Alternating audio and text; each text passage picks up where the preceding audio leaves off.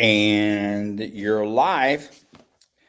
We're fixing to be on TV here on Smart Money Culture Television Network channels in Houston, Corpus Christi, College Station, Beaumont, and Lake Charles, Louisiana. We're waiting for the signal to go live here in about 5 minutes. Don't drink soda, they'll make you fat. I got stuff all over me today from everything. It's all over the place. I've got dog hair and horse hair. I had some trees in my hair a little bit earlier because I helped. I didn't cut down the tree, but I helped drag some limbs off from the tree they were cutting down and doing some yard work today. Yeah. Anyway, we're going to have a great show tonight. Hold on one second. Yeah. Don't drink soda. It's not good for you.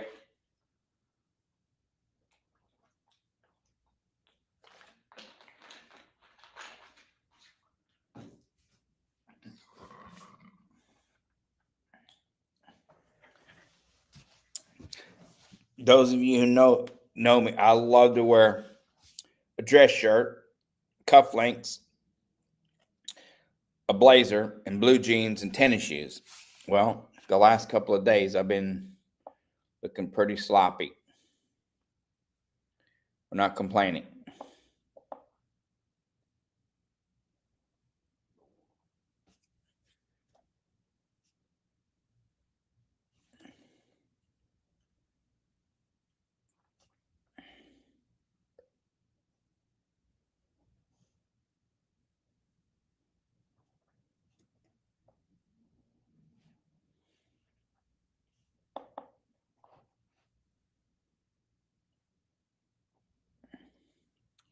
Why is that looking like that? I got a lot of monitors here. Yes.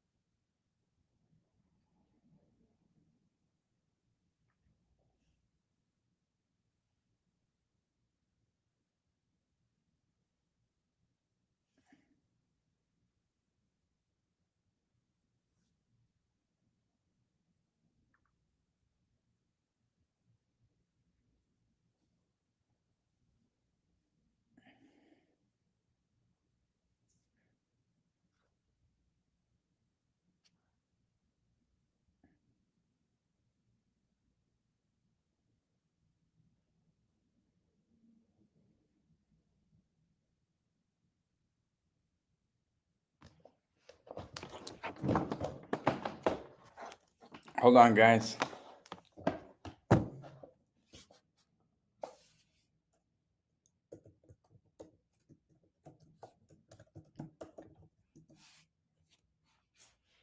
Oh, I think we were going to look for the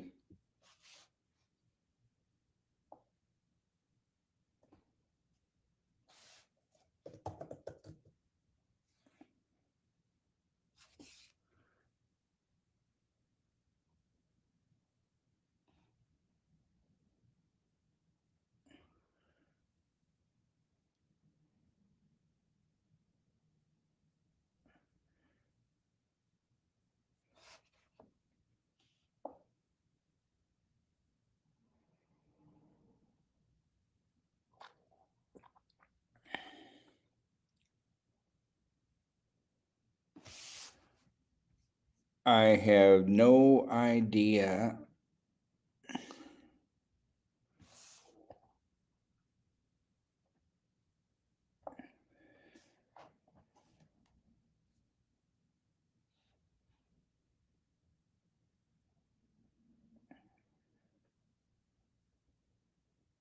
Well, it says we're live.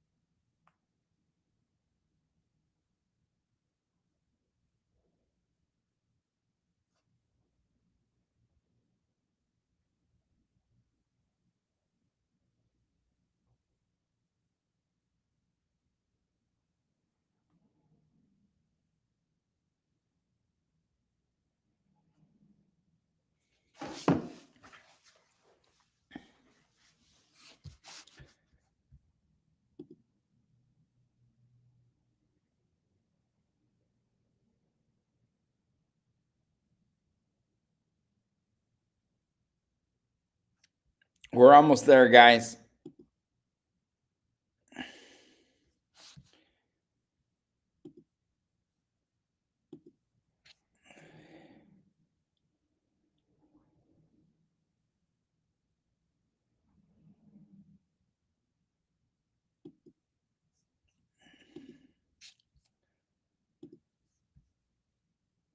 We're just going to take a look here a little bit.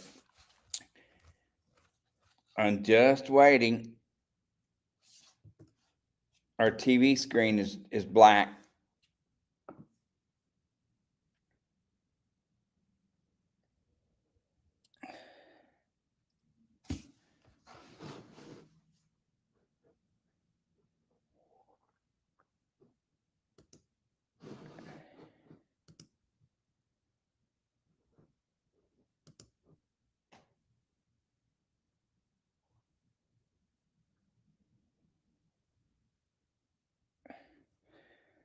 Okay.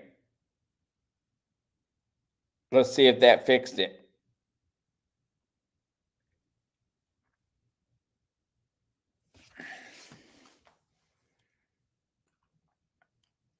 And there you are.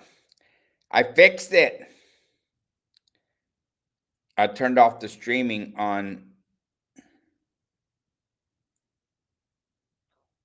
one of the platforms. Broadcast is currently offline.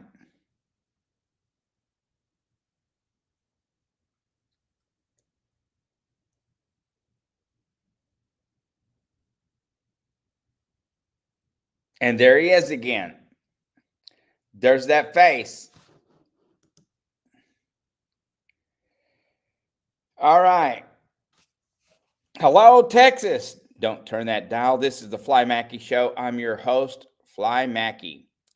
You know, I was adopted by a Jewish mother and an Irish Catholic father. They named me David Mackey. I like that name too. Amber calls me Dick. And wow, oh boy, oh wow, oh boy. Broadcast is currently offline again. I have no idea what's going on with that. But anyway, here we are, live on television. If you're watching us here in your home on channel 21, you know, sit back, relax, go ahead and grab yourself some popcorn or something like that. It's going to be an interesting show. I'm going to talk a little bit about Bitcoin tonight and then some credit, because I had a couple of folks that I've known for years and years and years, great people, who were telling me about their issues with credit and the American dream. Okay, everyone's idea of the American dream is going to be different. All right. So buy a home. If you think that going into debt for 30 years, getting a mortgage is the American dream. They sold you a bad dream. Like, who said that that is the American dream? Buying a home, putting yourself in debt for 30 years is not a dream. That's bondage. And we can show you there's lots of different ways that you can buy homes without having to put yourself in debt for 30 years. So I was talking to a guy today, John. Hi, John, out there, totally screwed up the his financing, but nobody's taught him. He's 63 years old. Nobody's taught him. They don't teach these things in school. Nobody taught me. As smart as my mother was and my dad was, they still never taught us. Never taught us at all. By the way, if you're having trouble seeing us um, on television, it looks like the signal keeps going off. It's currently offline. I have no idea what's going on with that. But we're connected. We're hardwired in over here. And then whatever we broadcast into homes gets rebroadcast back to our website, which is smartmoneyculture.tv. We're also simultaneously broadcasting to Twitter or X and YouTube at the same time. And then, of course, I'm going to go 3 or 4 hours tonight. Last night I went for 3 hours and 37 minutes. I think tonight I'm going to go for a couple of 2 or 3 hours.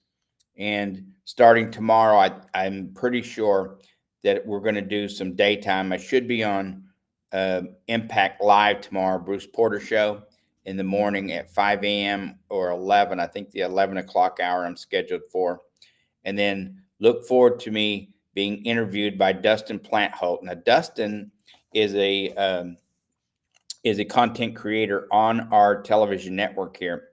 And he mainly, if you see famous actors, athletes, princes, princesses, leaders of other countries, he's done some really crazy, wonderful interviews. I mean, just out of the ballpark, great interviewer. He's going to be interviewing me soon. And then Jane King, who reports from the NASDAQ.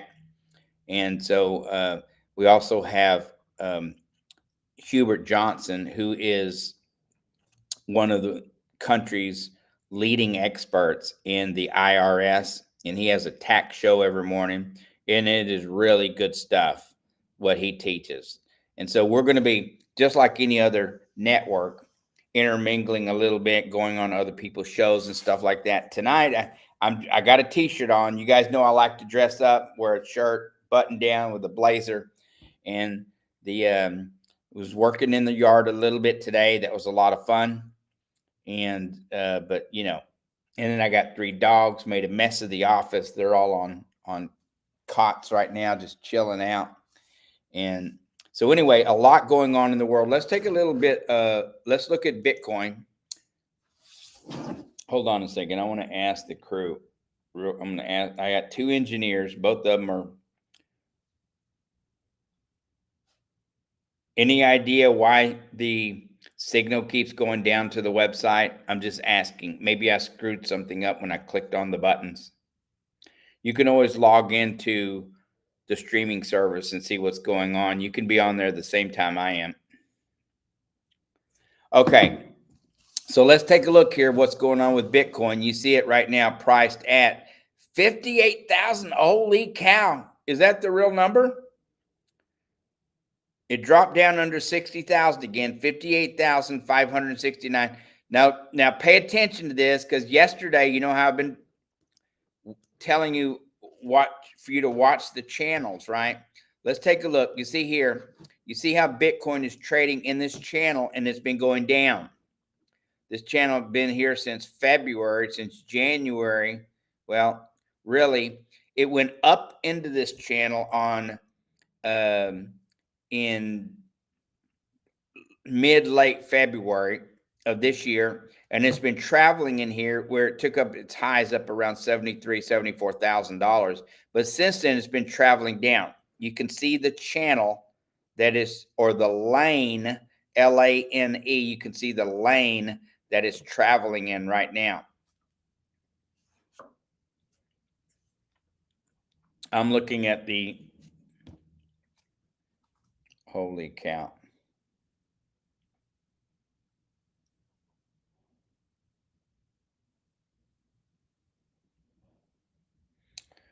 Okay. And you see that the lane that it's traveling in right now, okay? Now, um, let's take a look. Now, this is a day chart, so let's take a look at what's happening here. Now, I also, if you've been paying attention to my charting, what I've been showing you. Now, these are very basic charts. There's nothing, you know, I haven't. We don't have any Fibonacci or anything like that going here. This is just simple charting where I'm showing you the lane of where this coin is traveling. And you see here this lane here where it's been traveling. And even though it's going up, it's been traveling, trending down. All right, now look at this. You see here, it had a lane here, it had a lane here, and of course we're out of those frames, and now we're in another one where it could have gone to into the $80,000 range, maybe at the end of this month, but we're past it now. It looks like we have just gone past this lane. You can see it here. See this? Let's take a look at it a little bit more. Let's draw this out so you can see. So we passed out of the lane. It was traveling up. See this lane here, how it was traveling? So it had a chance to go here. And it has lots of chances to go up. It had a chance here. Most analysts will never show you this ever because they don't want to. They're terrified to do that. But I like to do this and to show you the good, the bad, and the ugly of where this thing could be heading. And I mean, people are nervous to show anything like this. But there was a lane right here.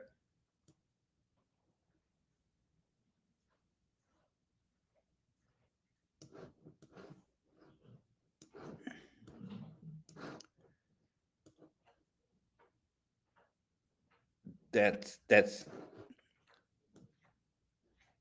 there you go right there. This is a lane here where it was traveling down here. And if you follow these through here,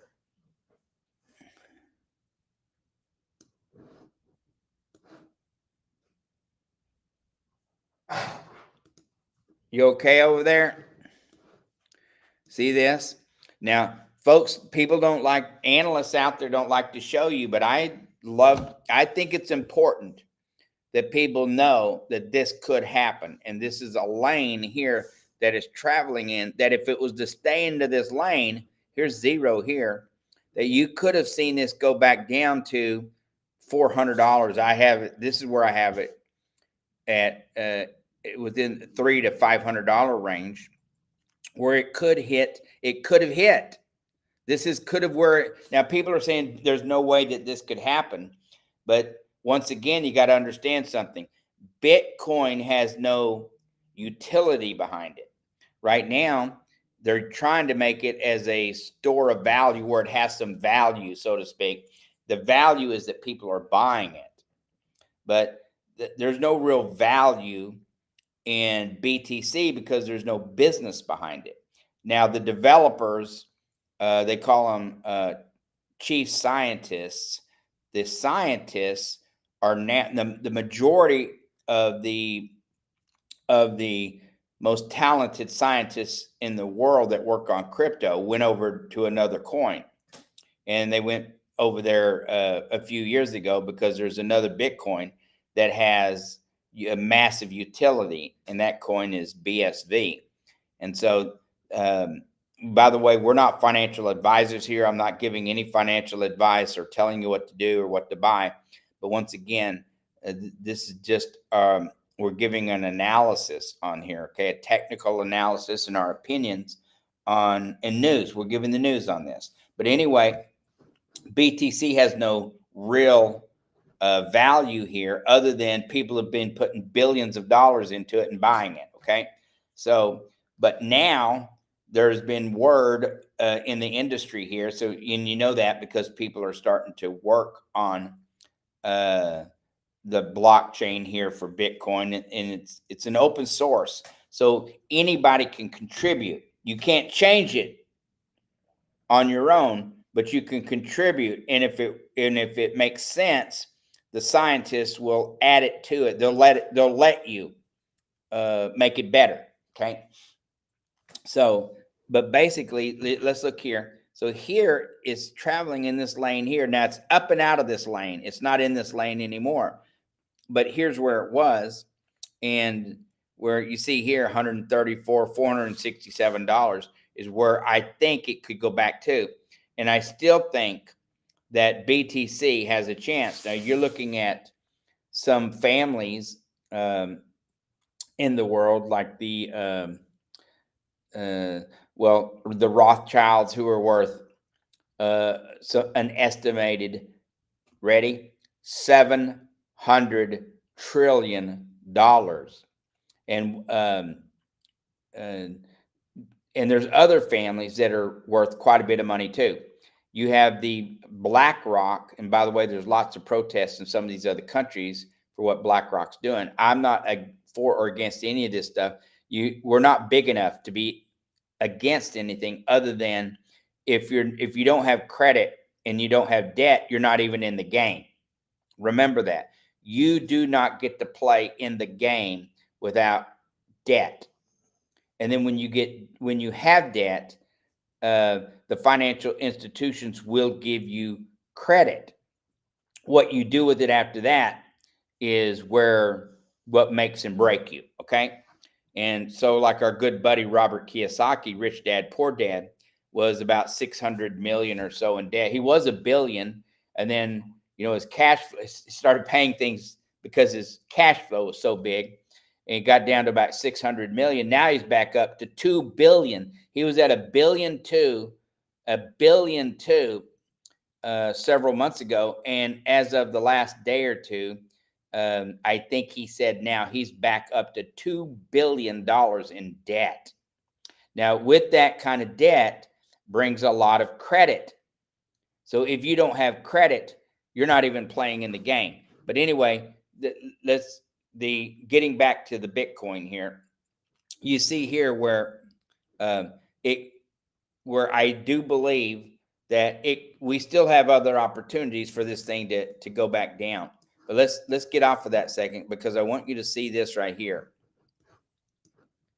And so it passed this channel to go up, and then it came. This was a channel. This channel right here was accumulating, where people were buying. They weren't really buying. There was a little bit of buying going on and a little bit of selling, but not a lot of movement on it, where it was moving, some 50, 60 billion dollars a day in trading. Matter of fact, let's go over here and look at this. You can see this here. You can take a look at Bitcoin right now, trading at $58,543. And the trading volume today is 23 billion. This is what you want to look at right here. The trading volume was $23 billion. I am I on a 30-second delay today? Normally I'm on like a 7-second delay. Looks like today I'm on a 30-second delay. So what I'm saying to you, and what you're seeing it in real time when you talk to me, but when I'm looking on the screen here, it's delayed. So yesterday this was trading.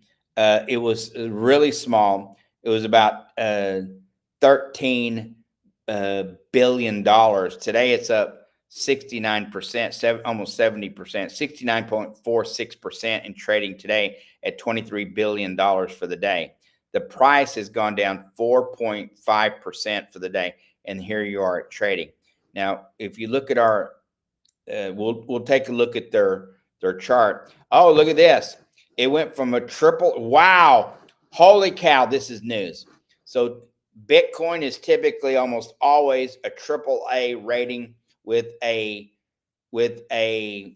green arrow buy sign. Rarely do you see I mean, you see buy sign all the time on here. Even when it's going down, people are saying you should buy it.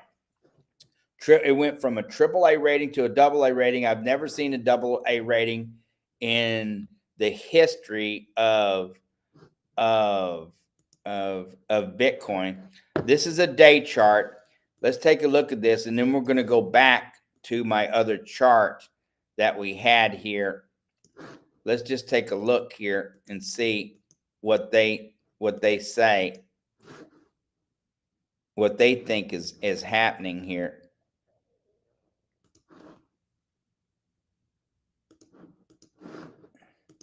This is very interesting. And then we're gonna, you see here, you see how it's trending down.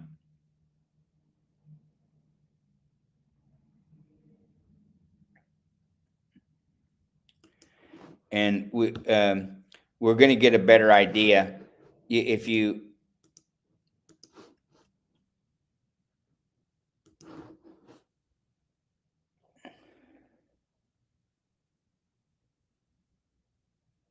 and I think it's trying to right there.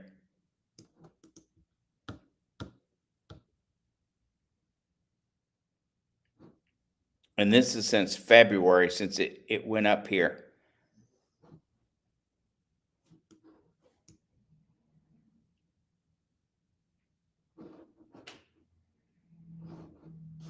I think, and by the way, this isn't very scientific here, these charts. What I'm doing right now is not really so scientific. Bam.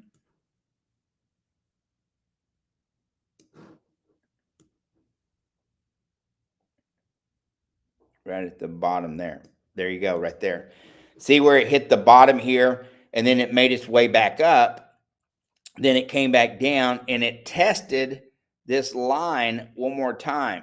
It tested right here. See, it didn't quite bump there. It's just above this right here. But you see, and there's more. I mean, we could go way back over on this.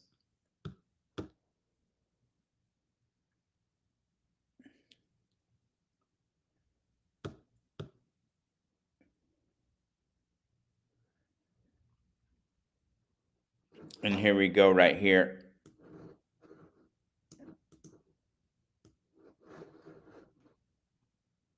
See that? Look at that. Are you watching this? So it hit right there. So it hit this mountain here, just to the bottom here, and it made its way up to all new highs. Then it came here, and then it had its way down here. But it hit the top of this mountain here, the top of this little mountain here, the top of this little mountain here, and the bottom of this one. You see this? Let me get rid of this right here, because that is not a good one. See here? So here, this is amazing. This is why you want to pay attention to what you're doing here. Pay real close attention, because you know the data tells the story of what's going on. Now, this isn't real scientific what I'm giving you here, okay? But you can see some trends here when you do this. And then, of course, there's some great guys out there like Matt Dixon, who has EVAI.io.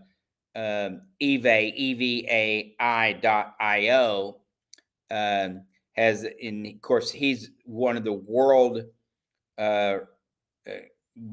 he's one of the top world analysts when it comes to charting, and people look after him. And then you got Christopher Inks out of Houston, who's also world class. And then there's some other ones too that are in it. Mark Meckler, Scott Meckler, these guys, world class charters. These guys, when they chart, wow, they know what they're. These guys know what they're doing. So you see here, I mean, I could make this a little bit more pure right there, where it hit the top of these. hit some bottom here, hit the top of this, hit this one right here, hit the top of this one, and then hit the bottom here. But this is, so let's, now that you see the line, you see here, so you see this trend here, and there's not a lot of, there's some support here, but in this area, there's not a lot of support, and there's not a lot to keep it. Now, by the way, they did real good in the buying.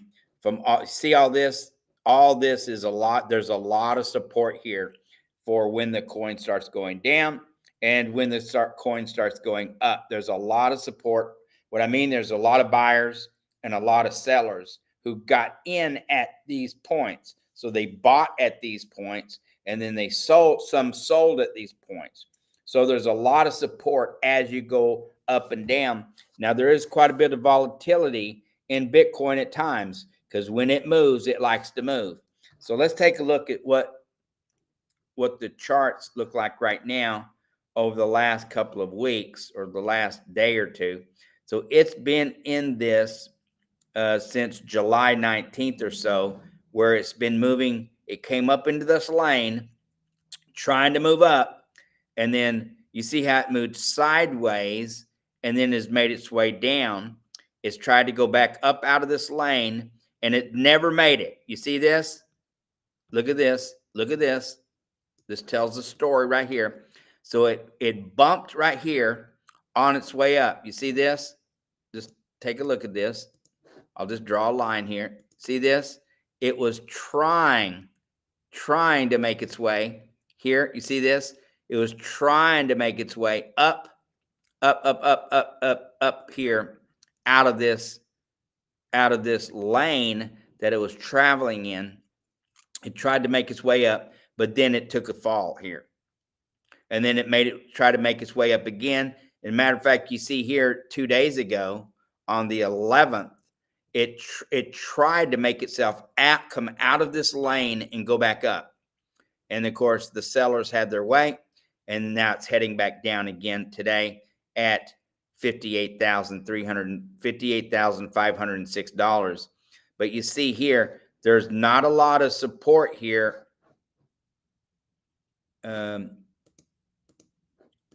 If you see here, this is where the line, you see this right here. So let me see here. It looks like,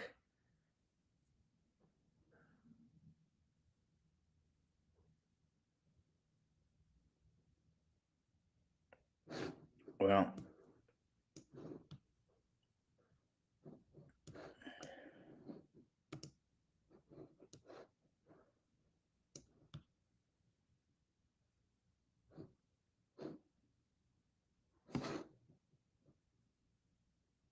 right there, there. So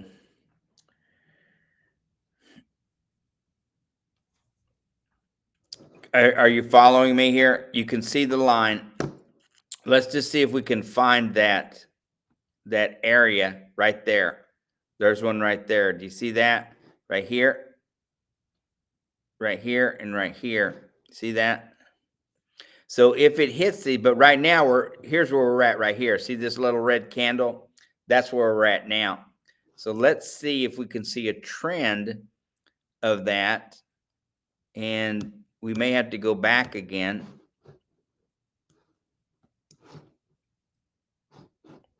And that's where it's at right there.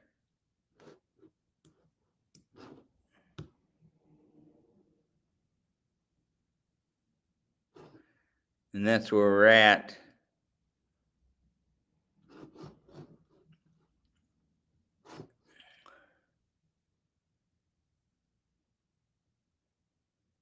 I don't know the significance of any of that, but that could be right there.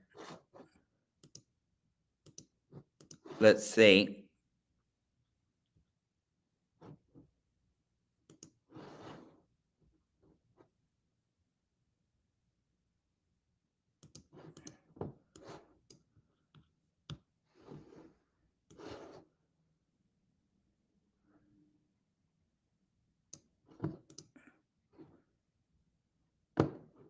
And we'll just carry it across here, okay?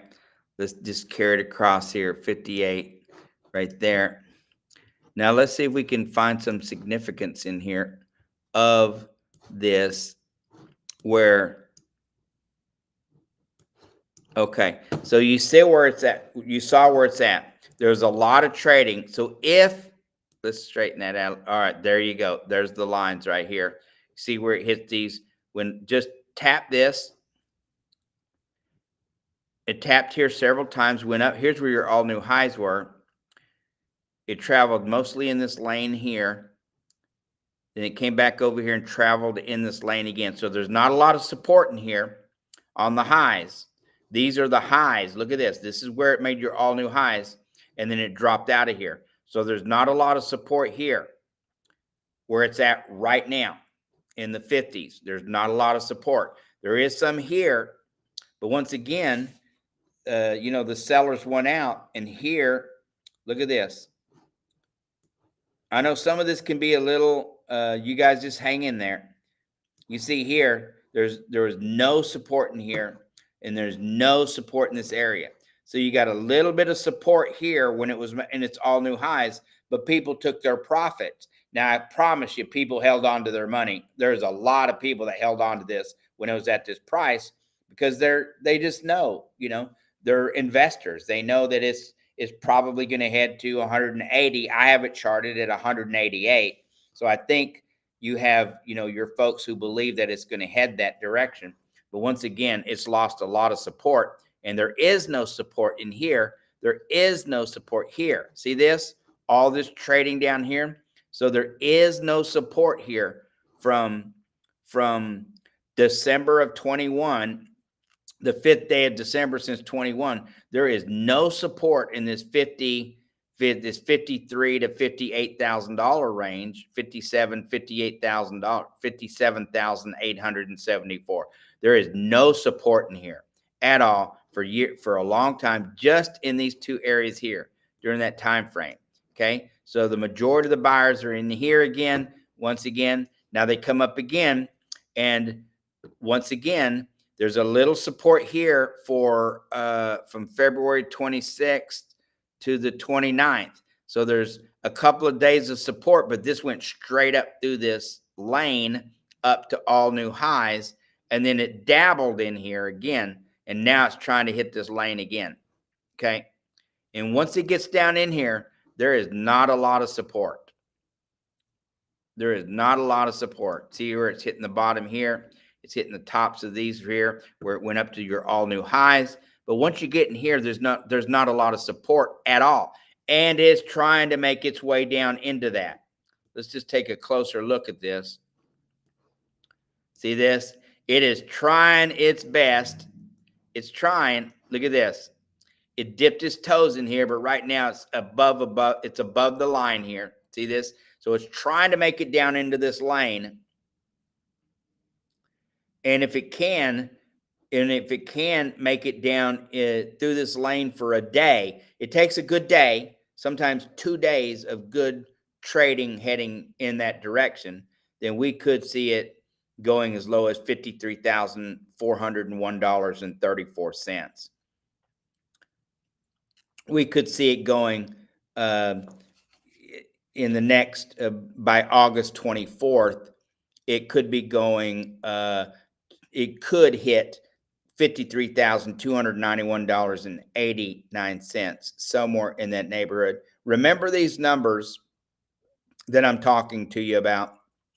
Just keep these in mind that I said it could go here. It doesn't mean it's going to do that, okay? But a lot of times analysts are right. I mean, it's not like a miracle that we're right. We're right a lot. But once again, these things change on a daily basis. And you see there's a lot of volatility. What volatility means, movement.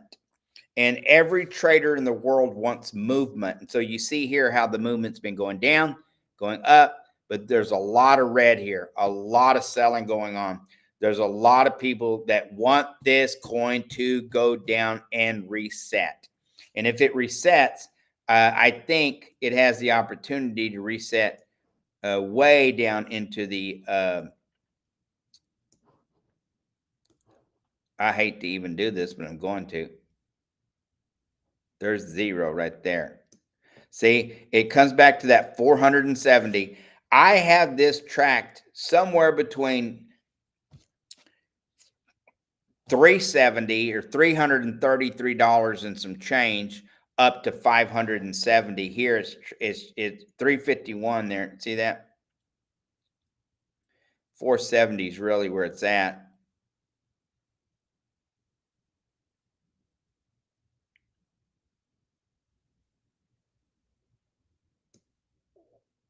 I hit it twice in a row. Look at that.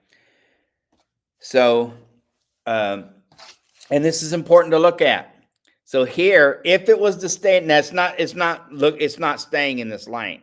It does not look like it's going to stay in this lane. We got another day, and it would have to take a really strong dip right here.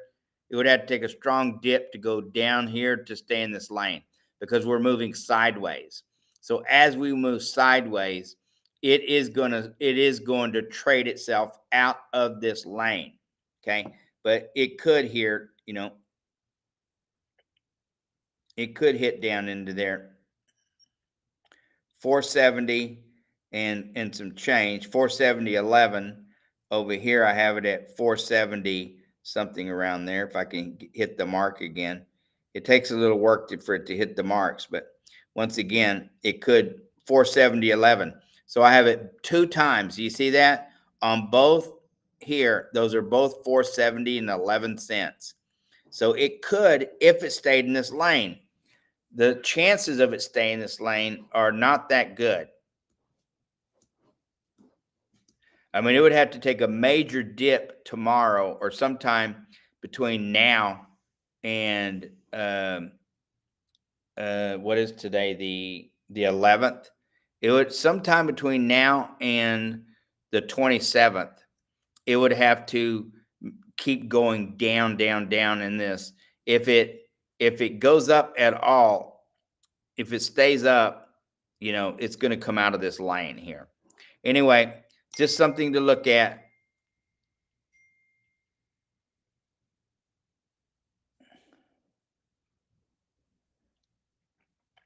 Okay, hold on a second.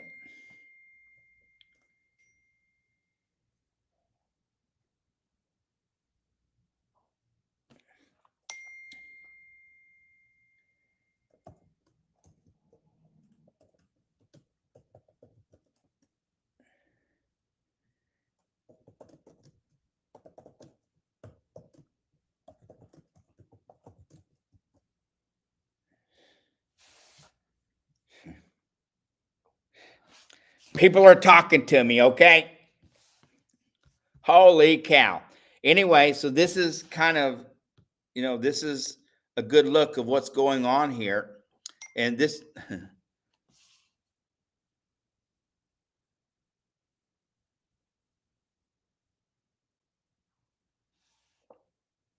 I'm willing.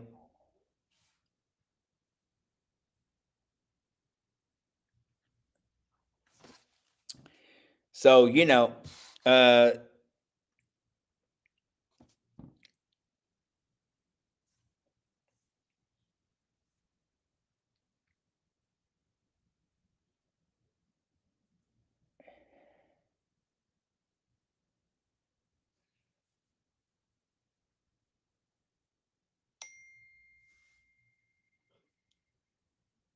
you have, huh?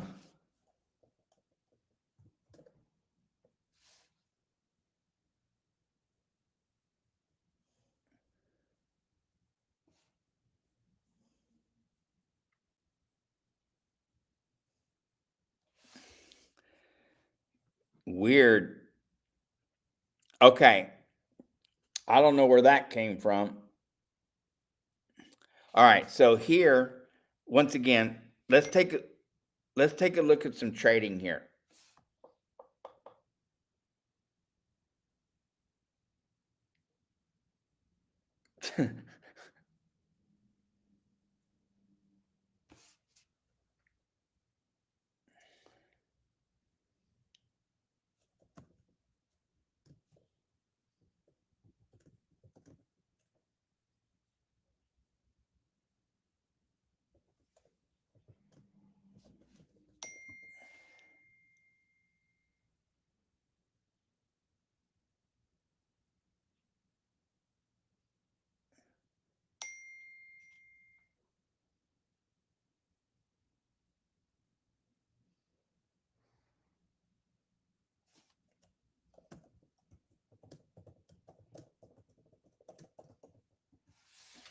Okay.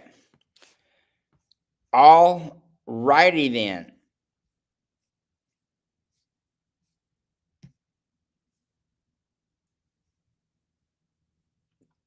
And then here, so here you see another. Let's take a look at this chart here that I have. And I just wanted you guys just to kind of pay attention to what we got going on here. This is why I tried to give the good, the bad, and the ugly.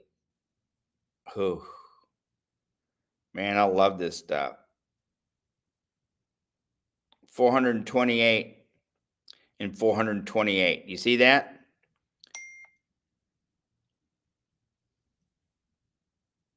See that? 428.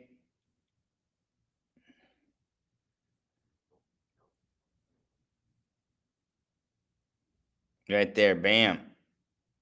And then 428. So this is just where now, by the way, we are out of the chance for that to happen here. Okay. But this is where we were going. And then you could actually move that like that there if you wanted to, but probably not. I don't know if you have a case for this moving. You could almost, yeah, you could almost make a case right there. See that? See this? Look at this. Now this is how you create the lanes. Watch this. See, it hit the bottom here. It hit the bottom here, and then of course it traveled sideways, and then it started going down. Here it broke through the lane and then started moving sideways and tried to make itself up. And this is where the buyers come in. See this lane right here? This is when they talk about going to the moon.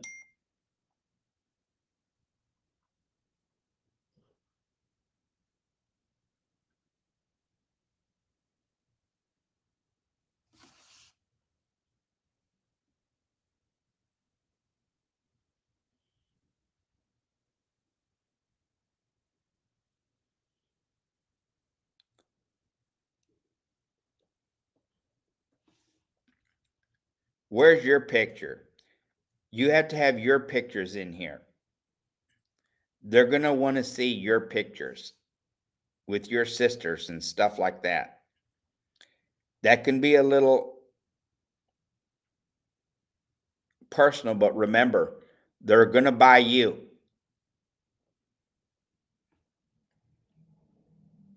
They're buying the personality, not your memes. The memes go along with your personality.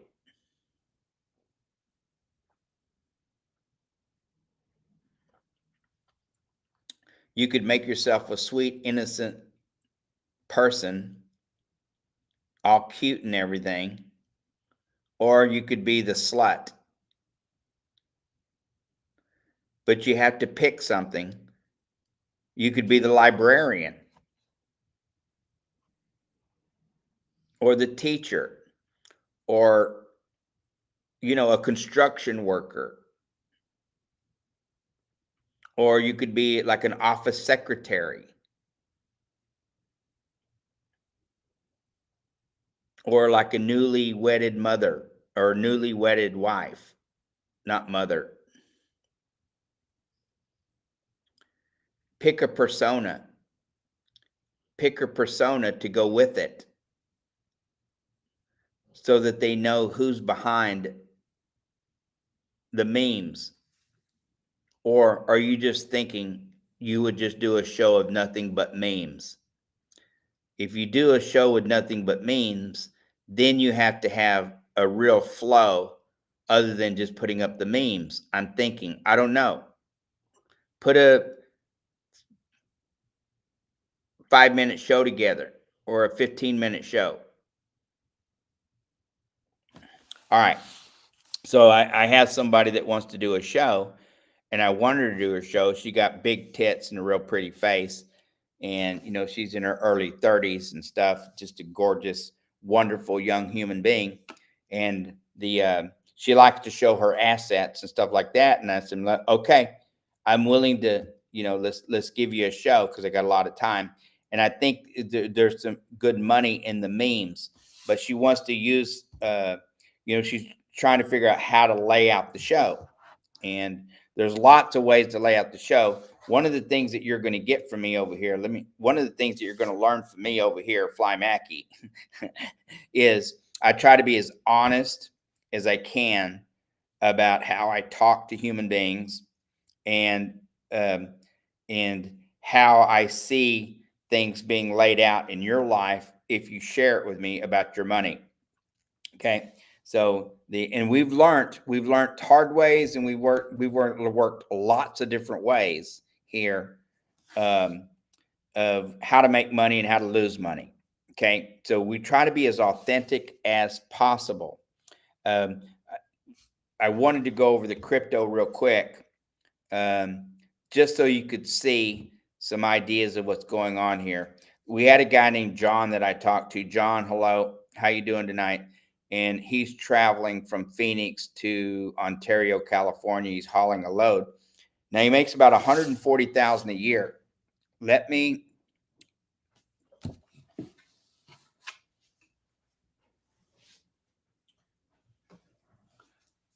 I'm not wearing a coat today. That's okay. Ooh, man, I'm getting fat too. Me and Billy look alike. We got the same belly. Don't be mad at me, Billy.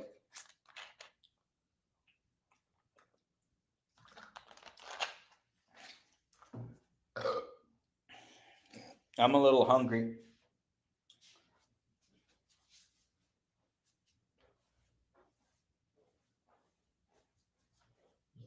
I'll be back.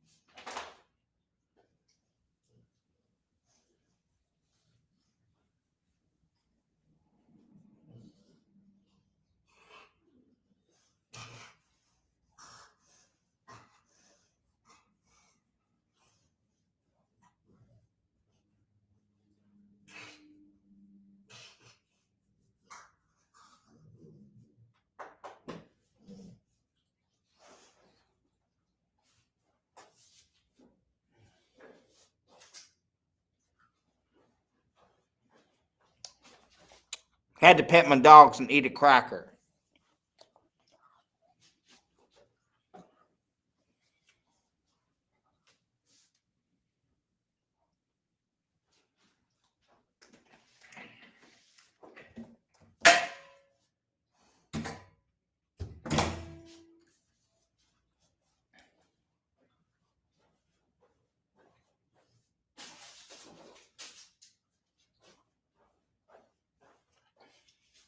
We were going over inflation, and no, back, down. We were going over inflation and what things cost. 100 years ago, what you could buy with $1. If you fast forward it 100 years to today, you would have to pay $18.43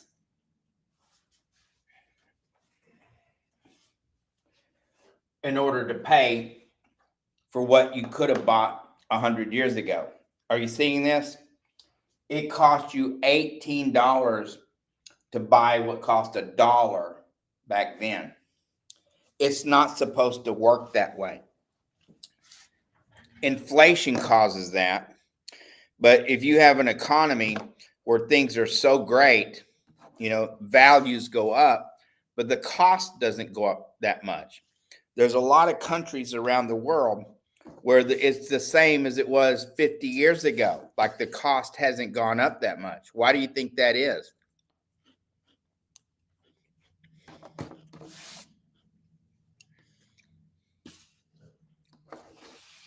Why do you think that is? We have companies that sell to them. They have products from that they get over there. And why is it $1 over there, but it costs us $20 here? That's because we've bought into the idea that it's okay to be charged that amount. We fought it supposedly. We fought a revolution over a 2% tax on tea. We know that to be a lie today. That's not what happened. We're not going to get into all that. But once again, I'm not against any of it, and I don't really care. I kind of care, but we're here such a short amount of time.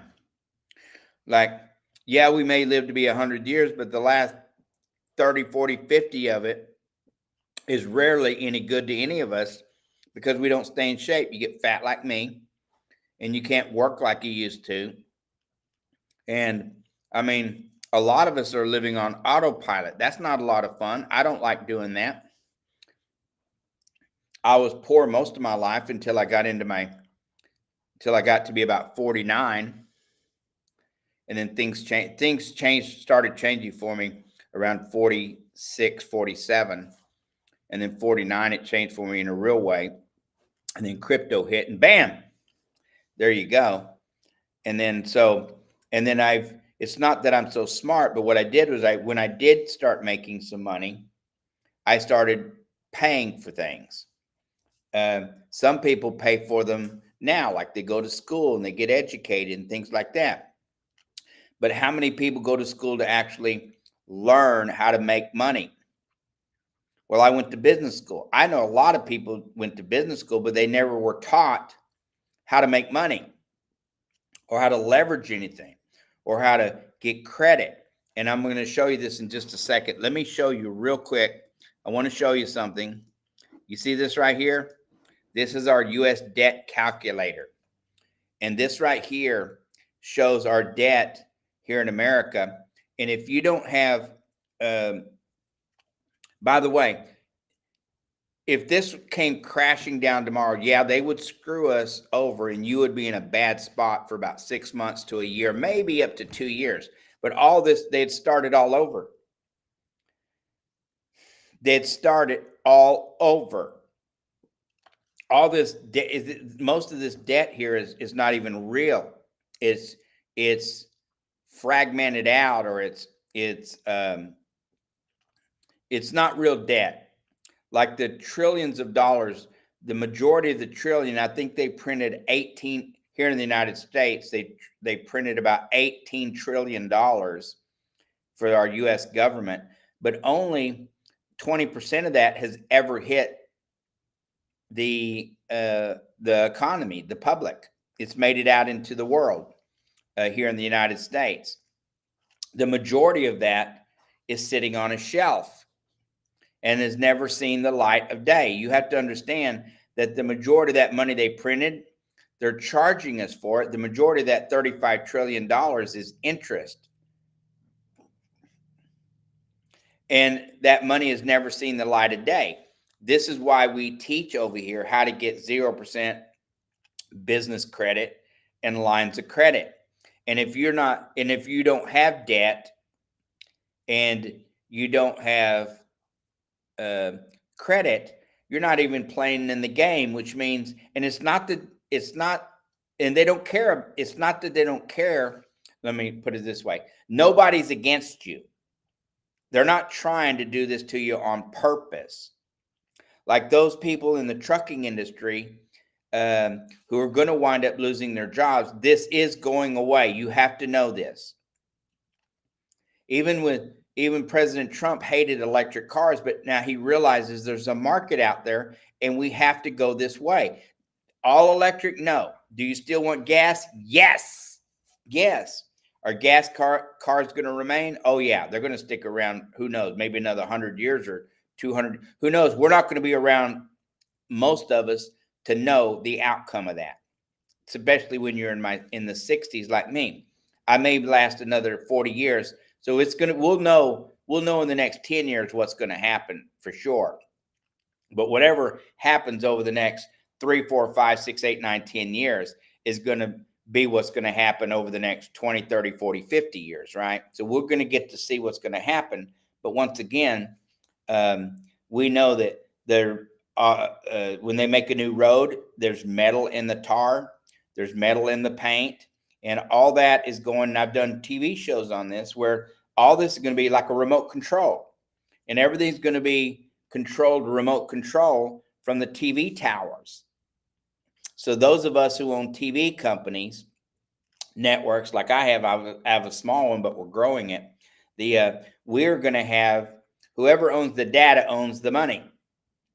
And it's just a byproduct of the business having it. But once again, getting back to this, if you don't have debt, you can't get the opportunity to get credit.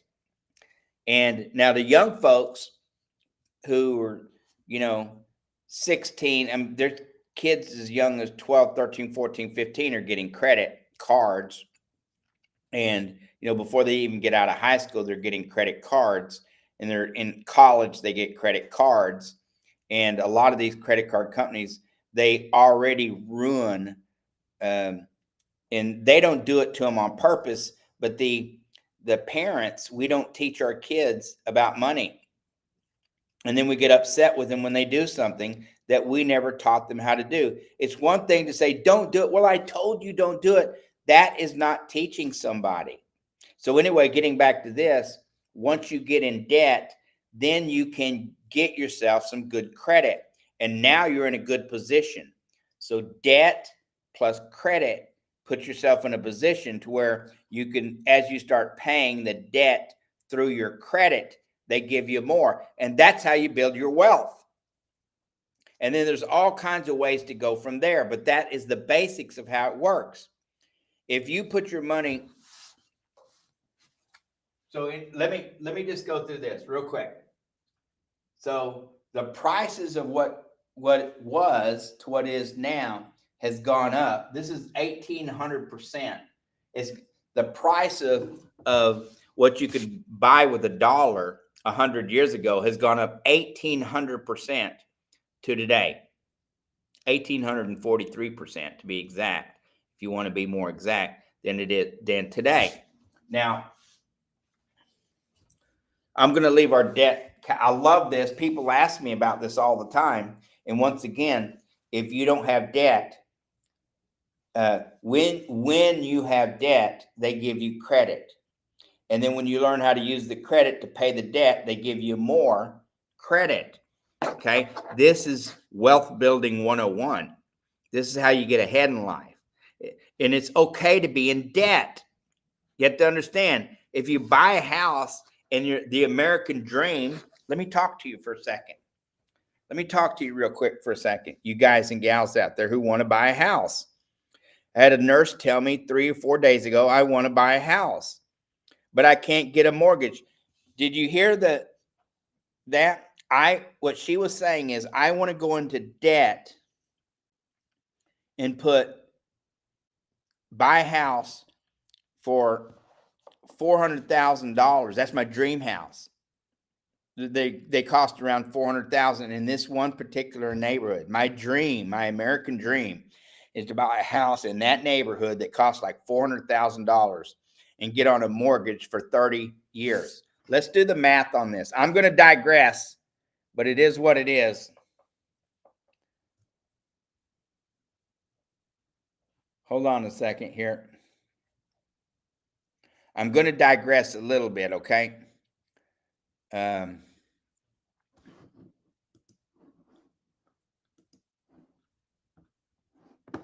Let's look at this.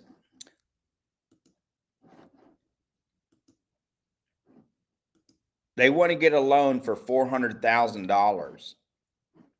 The interest rate on houses right now are about 7.235%. She wants that loan for 30 years. Let's calculate this. it's going to cost her about $2,724.64 a month. Now,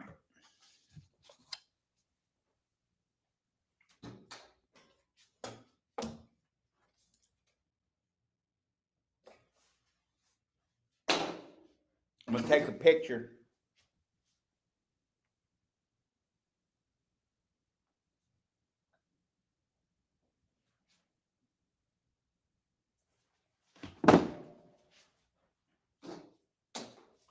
Before I delete this.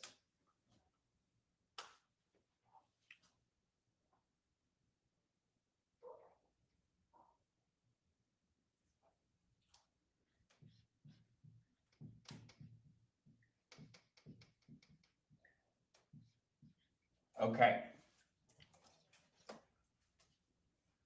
House, $400,000.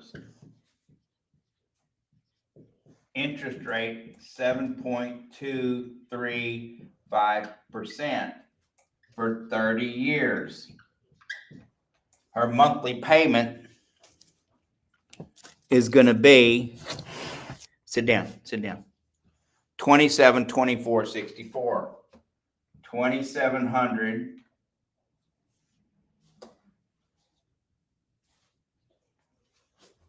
$24.64, which she's totally going to be able to pay. She's totally going to be able to pay this because she makes the money to do it. All right. All right.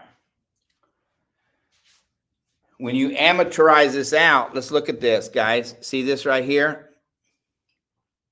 She's going to pay total interest $580,000, $870.40.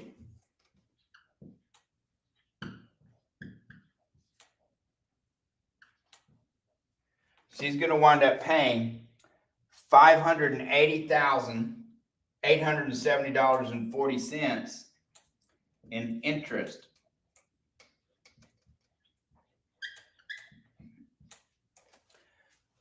She's going to have a $400,000 loan that she's going to pay $580,000 in interest.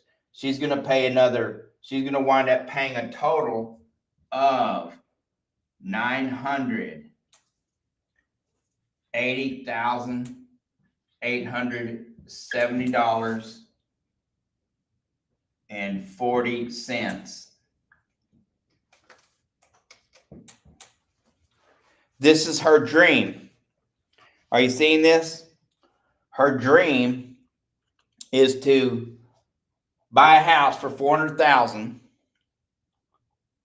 for 30 years because she can afford it, to pay interest of $580,000. She's going to spend $1 million in the next 30 years and give them $580,000 of her retirement. Are you getting this? $580,000 of this is going towards retirement.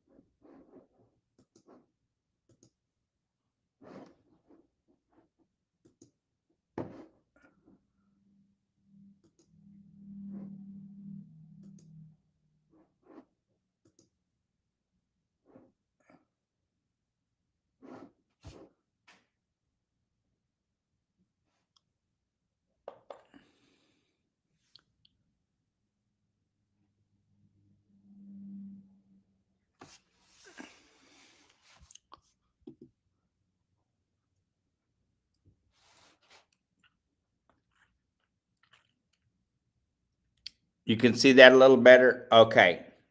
I can see that much better now.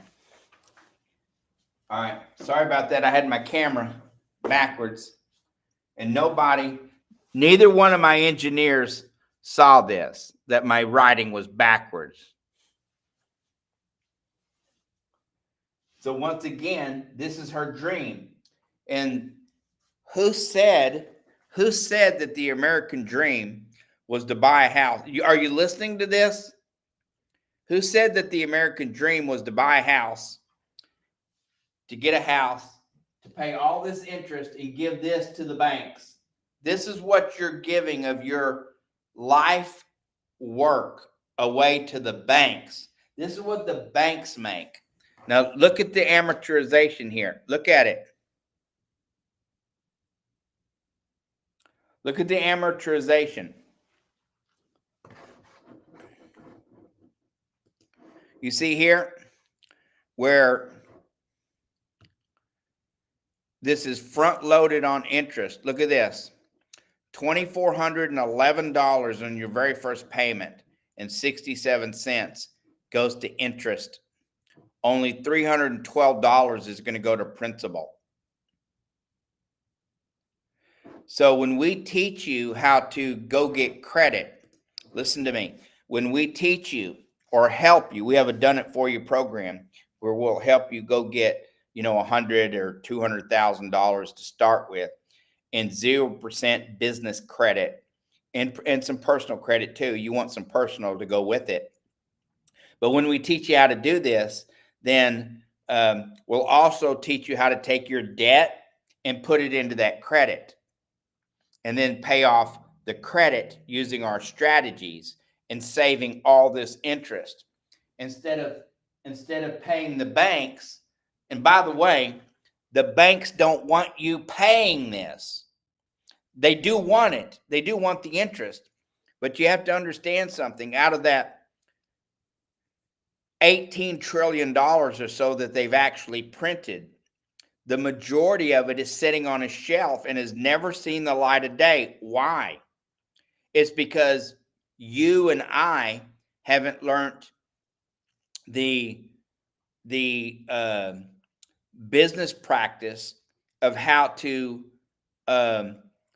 have your credit work on your behalf, where you have lines of credit where you're putting money out and money in, and money out and money in, and money out and money in.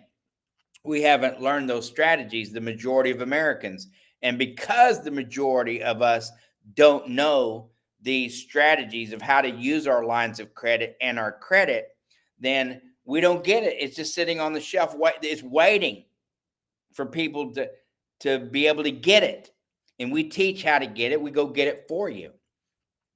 Okay, now we're a very small company.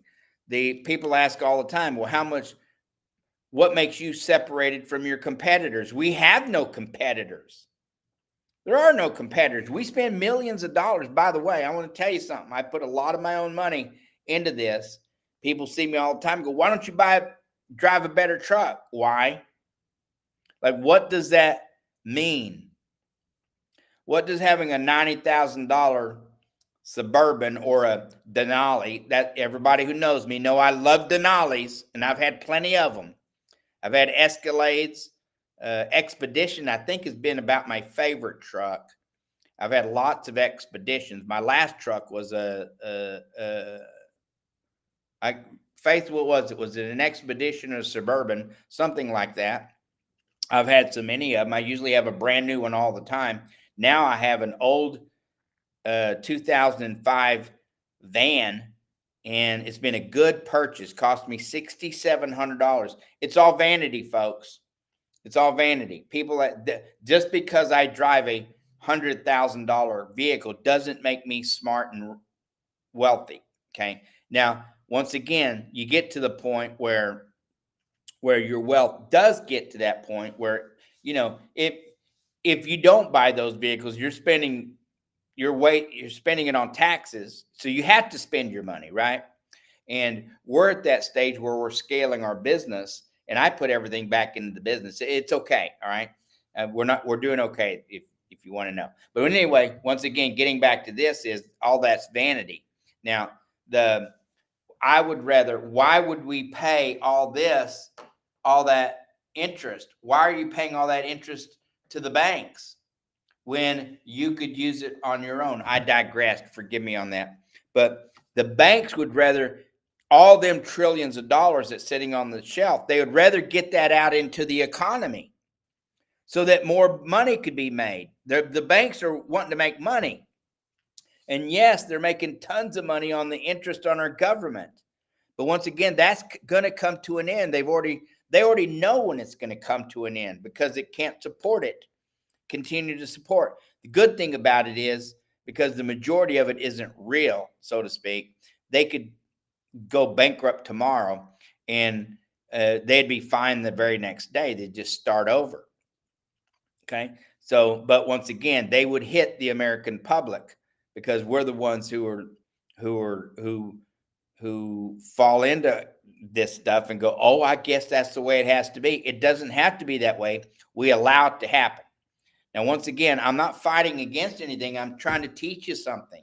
If you don't have debt and you don't have credit to pay the debt, then you're not even playing the game that they want you to play so that you can get more credit and get wealthier so they can give you more money. The goal here is for them to give you more money. They can't give you more money if you're not in the game. My dog's like getting so excited.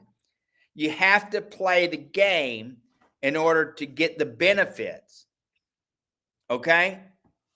And now there's a lot of you out there say, well, I'm doing just fine. Okay. All right. Then I'm not talking to you. If you're doing so great and you're so wealthy, well, I got everything I want. Well, okay. You got everything you want. All right. I'm not arguing against anybody. You do what you want to do. But there's folks out there, and you know who I am. It's the majority of Americans who aren't prepared. And once again, you're not ready. If the crash was to come, you're not prepared for it. You couldn't weather your way through it. And those who have credit are the ones who are going to make it if and when the crash comes. Those who have credit, because the banks are going to look at the very first ones. The computers are going to say, who can we give money to start this economy? And they're going to look for folks who know how to rotate their credit.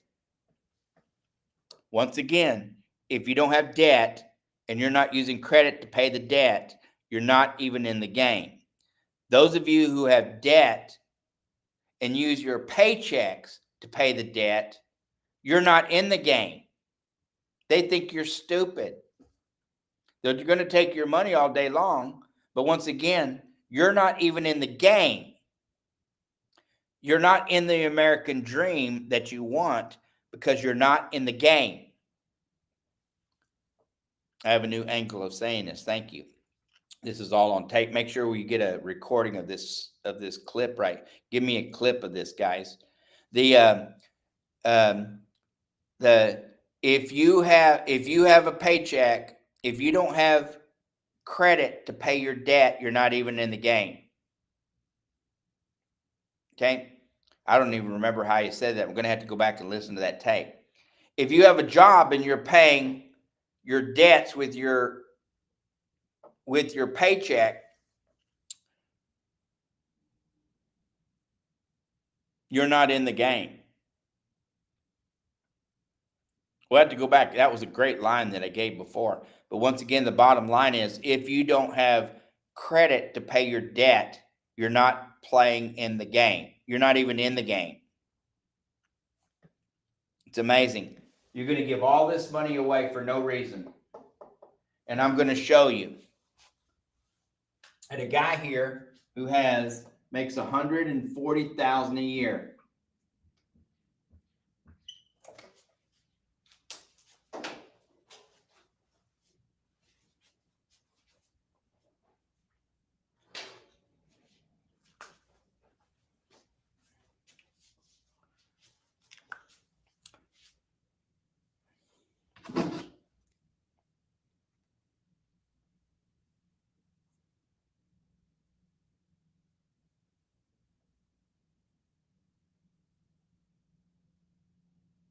$140,000 a year he's putting through his, because he's 1099, through his bank account, divided by 12.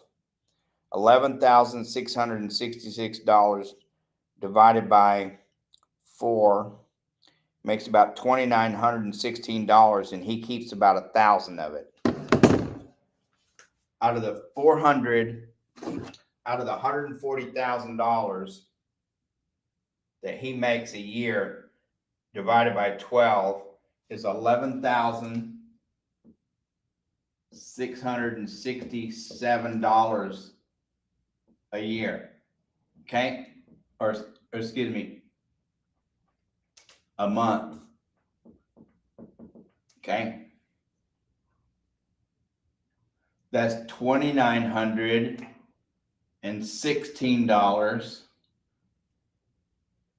$17. There's some change in here, but I'm just gonna round it up.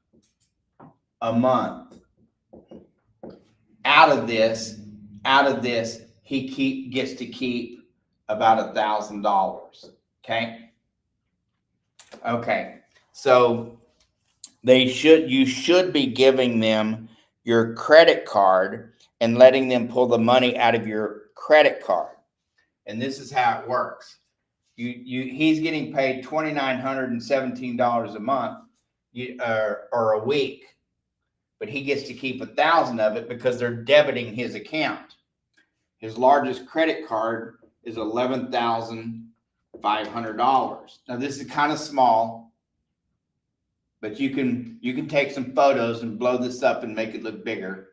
Okay, and then every week, of course, on his credit card, that's at 26% interest. Okay, so people ask me all the time, why would I use a credit card and pay all that interest? Well, because it's all being done on a daily average, and the monthly charges on like on that $11,000 at 26%. Let's do the math on that.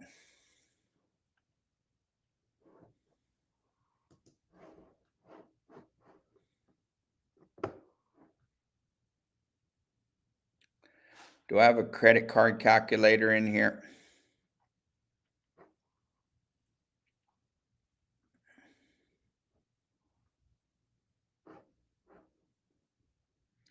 Well, this is a credit card minimum calculator. Credit card balance, 11,500.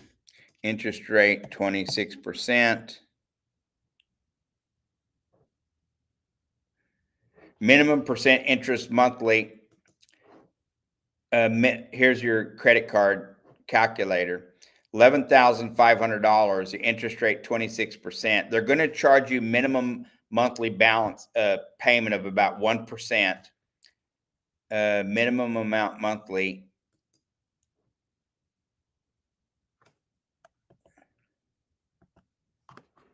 I'm not sure what they want me to put in here. I think that's a payment.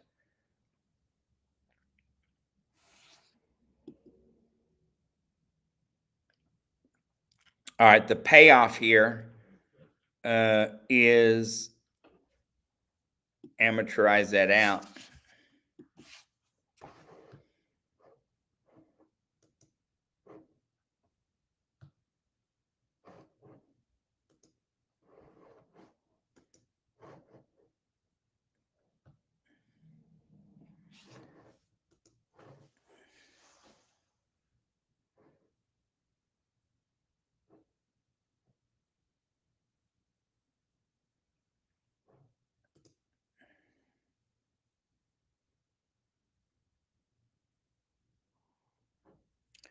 I don't know what this payment is. Let's do the smallest one and see what that means.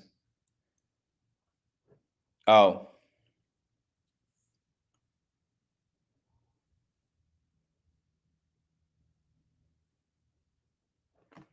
Well, according to this one right here, 11,500 at 26% interest, minimum percentage monthly interest, 1% of the balance, which is what they charge you all the time. It's 1% of the balance where you get a minimum monthly. Minimum amount monthly. Let's put in here on the 11,500 $250. I don't know what, I've never used one of these calculators. If I put $250 a month in, it has at 1% interest on the balance. Payoff is 92 months. Going to pay $13,000 in interest. So you're going to pay a little bit more than the same amount of the principal and interest. Pay $24,000 in 92 months. Wow. So a lot of folks will drag these things out for years and years and years and years and years. I like to use the, let's use this.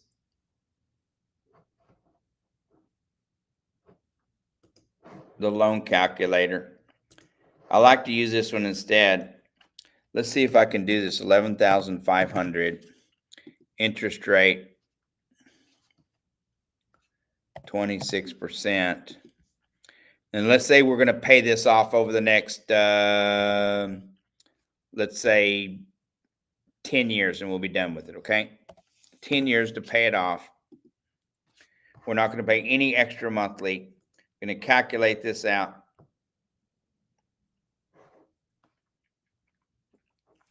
All right, it's going to make me 26% interest, loan term, 10 years. Oh, there it is right here.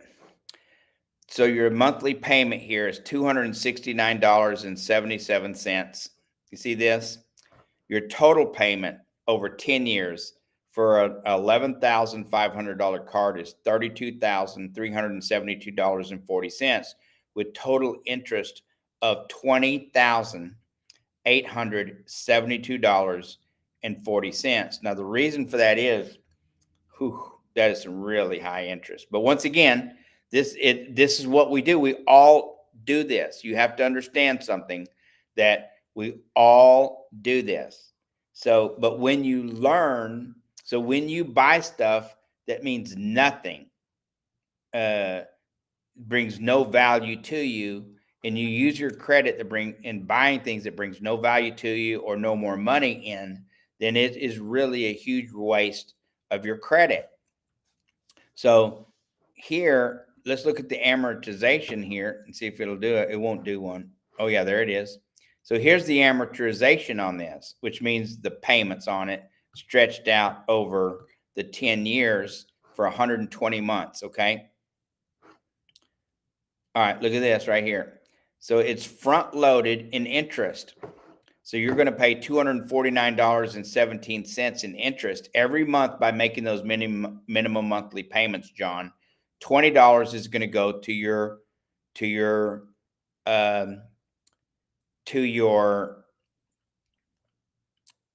principal. Okay, so just remember that.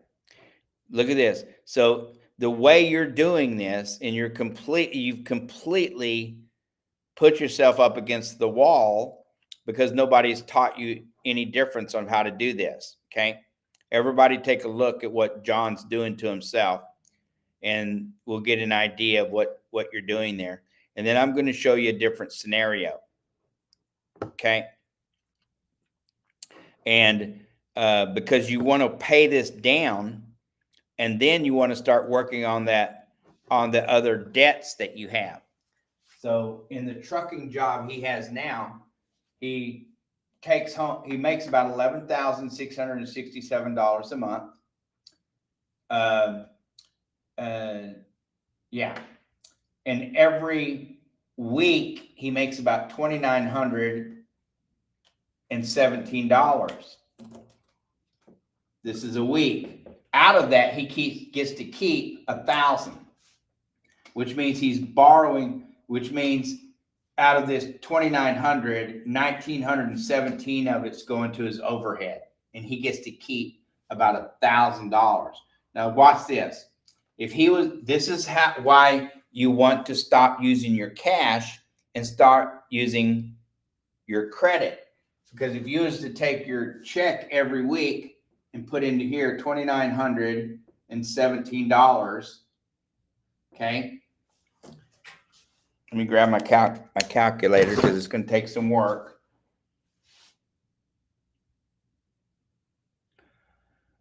11,667 minus 2,917.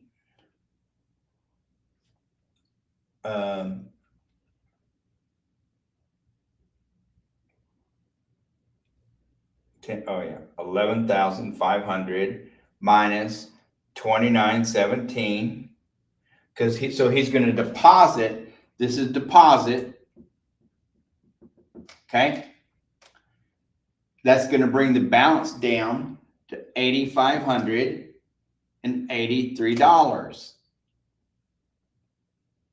That's what he's going to deposit.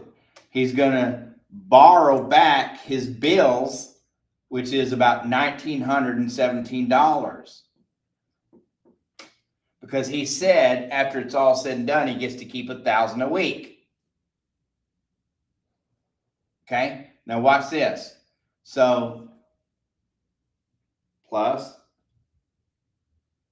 8583 plus 1917 is $10,500. Look at this, John. You have $1,000 cash flow already from 10,000. So you're paying your card down, gives you $1,000. The very next week, when you get paid, you're $2,917. 10,500 minus. That brings your balance back down to $7,583. Then you're going to borrow the money to pay your bills, which is about $1,917. And right now, the trucking company is that, you use your ACH, right? So they could debit it out of your account. But if they would debit it off your credit card instead, and by the way, you can link your credit card to your bank account so that it looks like they're taking out of your bank account, but you're really transferring the money out of your credit card, John, to pay them, not out of your cash. You're going to put all your money into the credit card. Okay? Look at all this interest that you're going to pay doing it the way you're doing. Just look at this. This is the interest that he's paying. This is the interest that he's paying right here. This is the interest that he's paying, $20,000 over the next 10 years. And I'm going to teach you a new way of doing this, where you're not going to pay that interest and you're going to get all this interest back. Now, you borrow this here again. Now, watch this right here. Plus 9. Oh, gosh, I did it again. 7583 plus 1917 equals, brings it back up to $9,500. Okay. Now you're going to deposit your check again, 2917.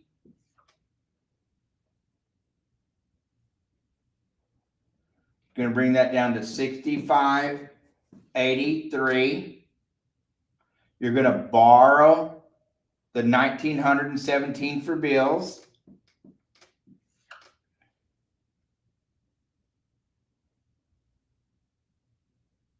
Which is going to bring you up to $8,500.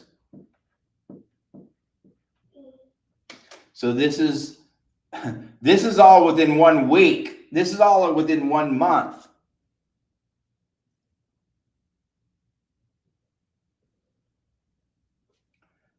We're not even out of the first month yet, I don't think. 1, 2, 3, 4. Here's the 4th week.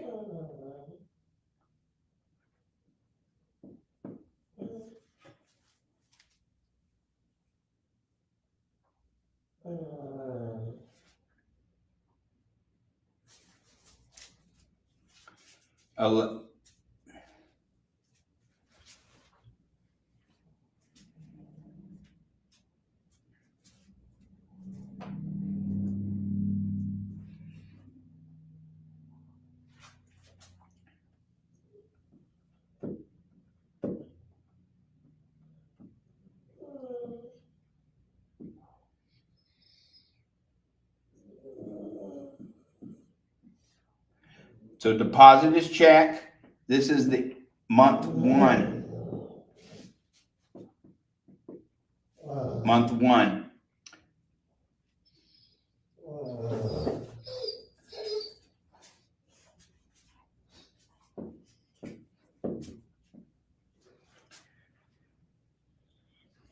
At the end of month one, he'll have paid off $4,000. Right now, he has four.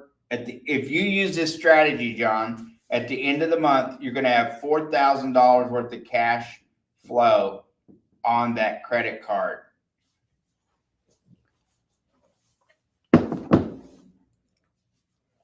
you see that? By the end of 1 month, I just did 1 month here. At the end of 1 month, you're going to have paid down, and you can link your credit card. You can link your credit card, your Chase card, to your bank account. So when they're deducting the money out of your checking account, all you're doing is transferring the money from your credit card over to. But by doing this, that extra $1,000 that you have after every paycheck, you said, well, I may have $1,000 for it. It doesn't really matter. But let's say it is 1,000 and you were telling me the truth. Then at the end of the month, in 1 month, that $11,000 card is going to have about, now, once again, listen to this. Sometimes there's some bills that you're going to have to put off. It's okay. Remember that. You don't have to go into bankruptcy or anything like that. But remember, it may take you a month or two to get back on track, but you're paying all your food, you're buying your food. I see how it is. When you go to the truck stops, you sign off, you pay for your food and your dinners and all that stuff, and they just charge it to your ACH. So they take out like $2,000 a week out of your check to run. They really get you, right? About 7,000 of this every month goes to, and so you're working real hard. You're making like 11 grand a month, 11,600 a month. The majority of it goes to them, but that's okay. When you learn how to use our velocity banking strategies, this is how you pay this down, and you pay this off in 2 months. In the second month, you're going to have this to another $4,000 in month two. This is month two. You're going to have this, and you're only going to owe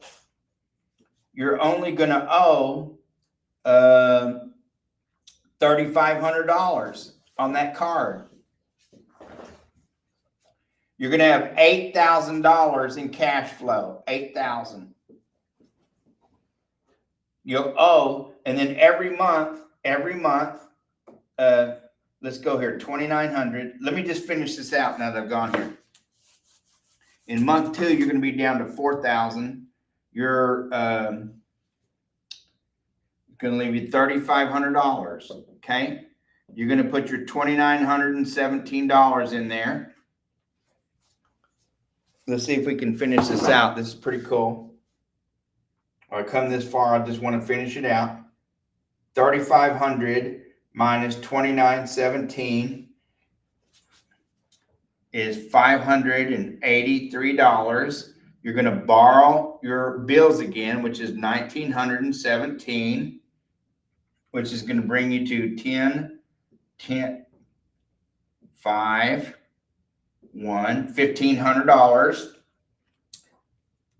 And then on starting month three, it's going to take you 2 months to pay off almost the entire 11,500, John.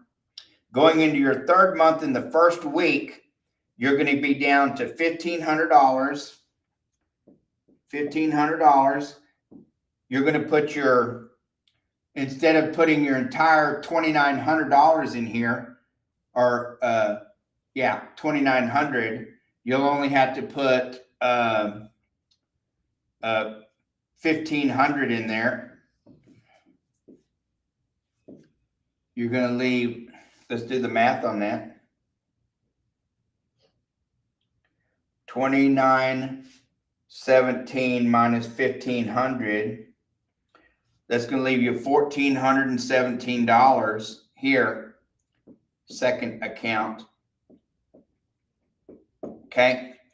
You're going to, instead of putting your entire $2,917 in there the next week, you only put $1,500 in there. You paid off the entire $11,500.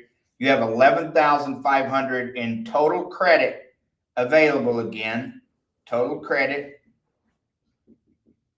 available.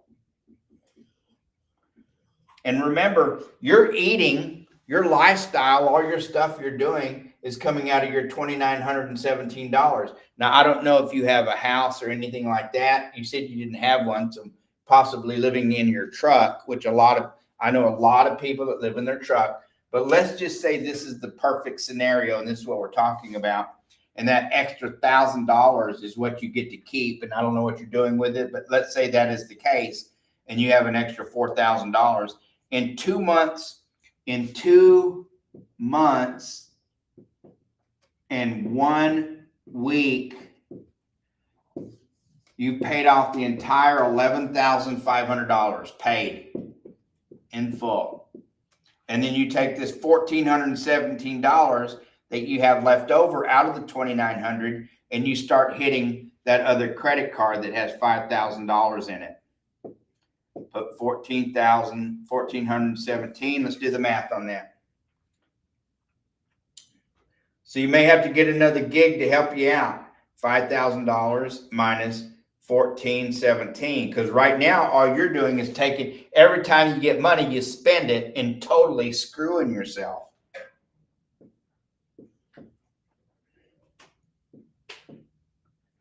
You're going to borrow the $1,900. By the way, you're borrowing nothing out of here because you're continuing to put money in this account here. Okay, because it's hooked up to your bank account. So you deposit your money. So all the money that they're pulling out of your ACH is coming out of this card here and not this one. So every time you get paid every single week, okay, you're taking your remainder, your extra money here, which you can do. You can take a percentage of it once it hits your checking account.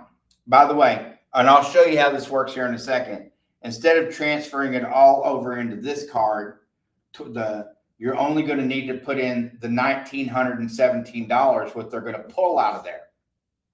Okay. The other $1,400 goes right into here into this card, 417.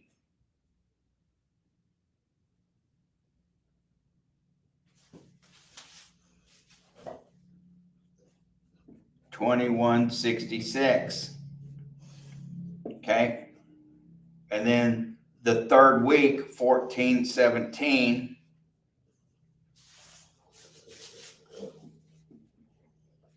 This is week number 1, week number 2, week number 3. On the fourth week, you're going to put $749, and that's going to pay off that card to zero balance. You'll have $5,000 in credit on that second card, minus 1,417. Leaves you $668 out of that $1,400. Now you start working on the $3,000 card. Okay. Now that's paid in zero. You take that $668.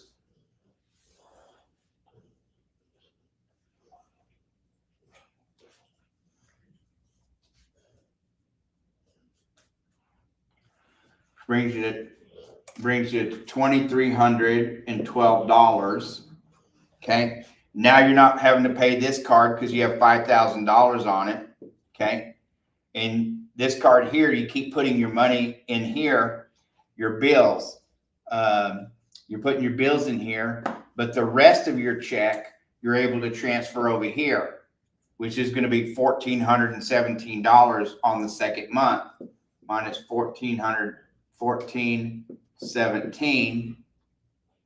This is exactly how this works. Minus 1,417. That's $895.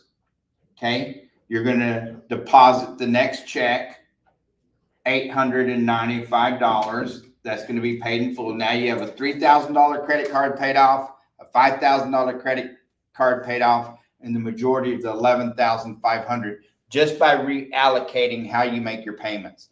This took 3 months and a week.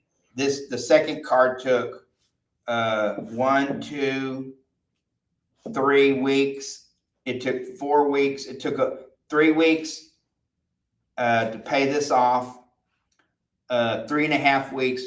Well, it took 4 weeks. Okay, so it just take 1 month. It took 1 month to pay this off. So now you're going into 4.5 months to pay all this debt off. And then it took 1 week, 2 weeks, 3 weeks to pay this off. This has taken a total of 5 months and 1 week to pay off your total debts of $11,500, $5,000, and $3,000. With the money you make right now, you've paid off $18,500. See that? $18,500. It took you 5 months and 1 week. You saved yourself thousands of dollars of interest payments by doing it this way. You see how that works? And it's just reallocating how you make your payments. That's all. All you're doing is reallocating. All you're doing is reallocating how you're making your payments. That's all.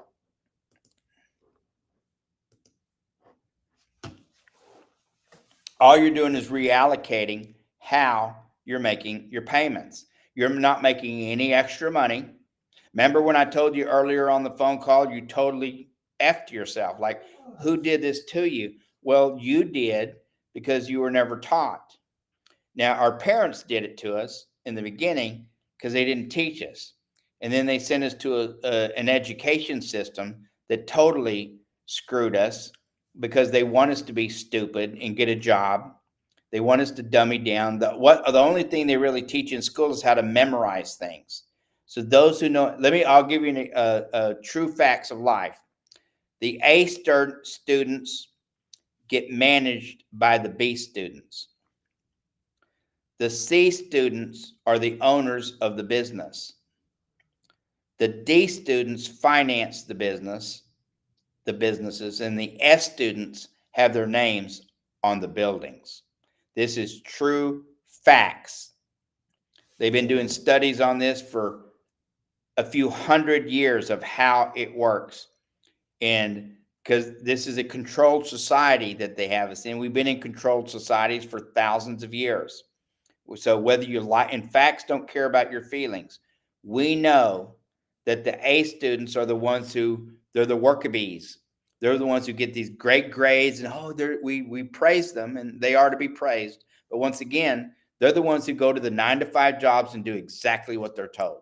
And they're the ones who are going to stay in their jobs for 10, 20, 30, 40, 50 years in the same industry, same jobs, same houses, same schools, same neighborhoods for all these years. They may move up a little bit, but once again, they stay steady, okay?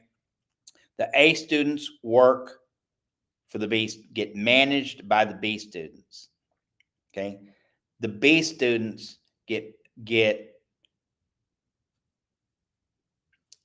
the B students work for the C students. The C students, the D students finance or own the business. And the F students are the ones who have their names put on the buildings. Fact. Okay. I wasn't an F student. I was a C, D student. And so this is why work good in entrepreneurialism. That's why I do good in business, because I was, not a great student. I did like school, but I wasn't a very good student. And that's fact. Okay. Now, with that fact in mind, when I got into business, I was pretty stupid or ignorant. I was ignorant. Sit down over here, Faith. Uh, Capone. Sorry, Faith. Capone. Place. Go on. Place. Go.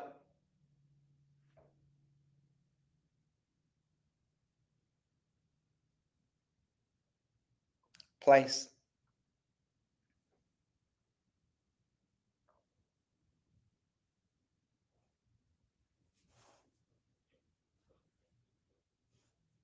He wants a cracker. He's not going to get it.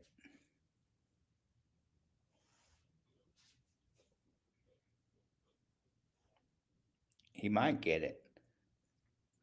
He doesn't typically steal food or anything like that. But this time of day, he does get a little hungry. He wants some honey, is what he wants, some honey or peanut butter. So, but anyway, um, this is the way it works, folks.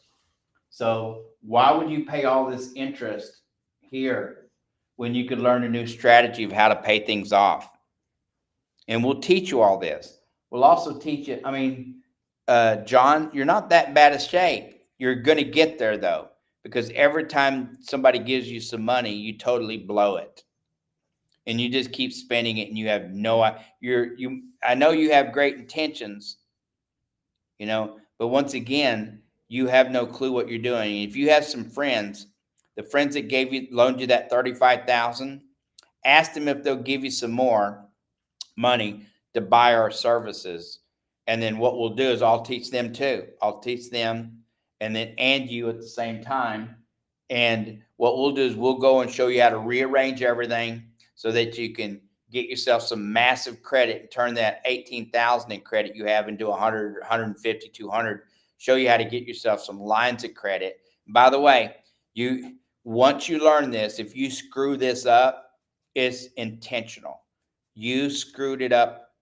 You messed it up on your own on purpose because you didn't want to do the right thing. So once you learn this, there is no going back to the old system. Why would you? This is what all the billionaires do. This is what the centimillionaires do. This is what the 1%ers do. This is what the underdeveloped class does. And I'm going to show you here. Go back here. This is this right here. You see this right here? The financial world out here. Once again, if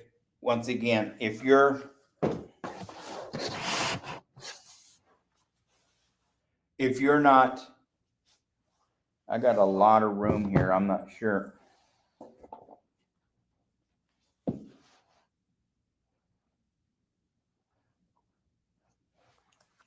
We're going to take a break.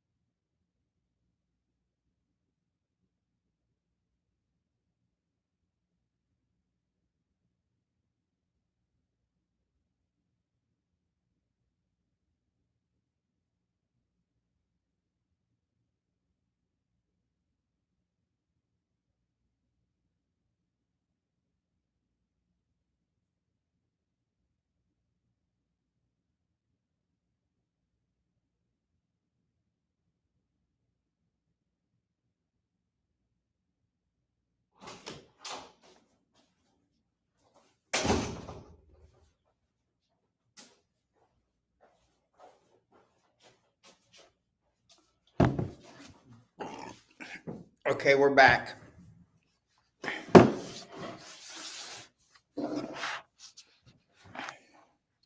I love this. I love doing this, and I like helping people out. Let's look at some of our other accounts here. We're going to take a break for a minute. Everybody go ahead and grab themselves a coffee or something like this. I've been at it for 2 hours.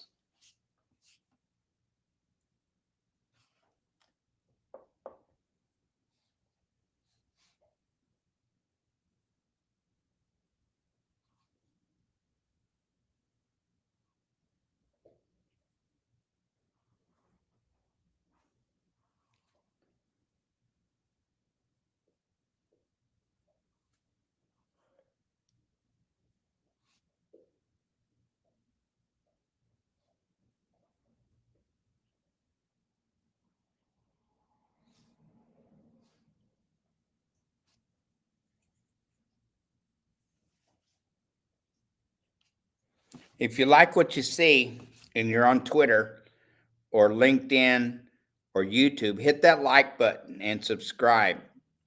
Hit that like button, subscribe. If you're looking for some credit, let us help you. Go to smartmoneyculture.tv/credit and fill out the form.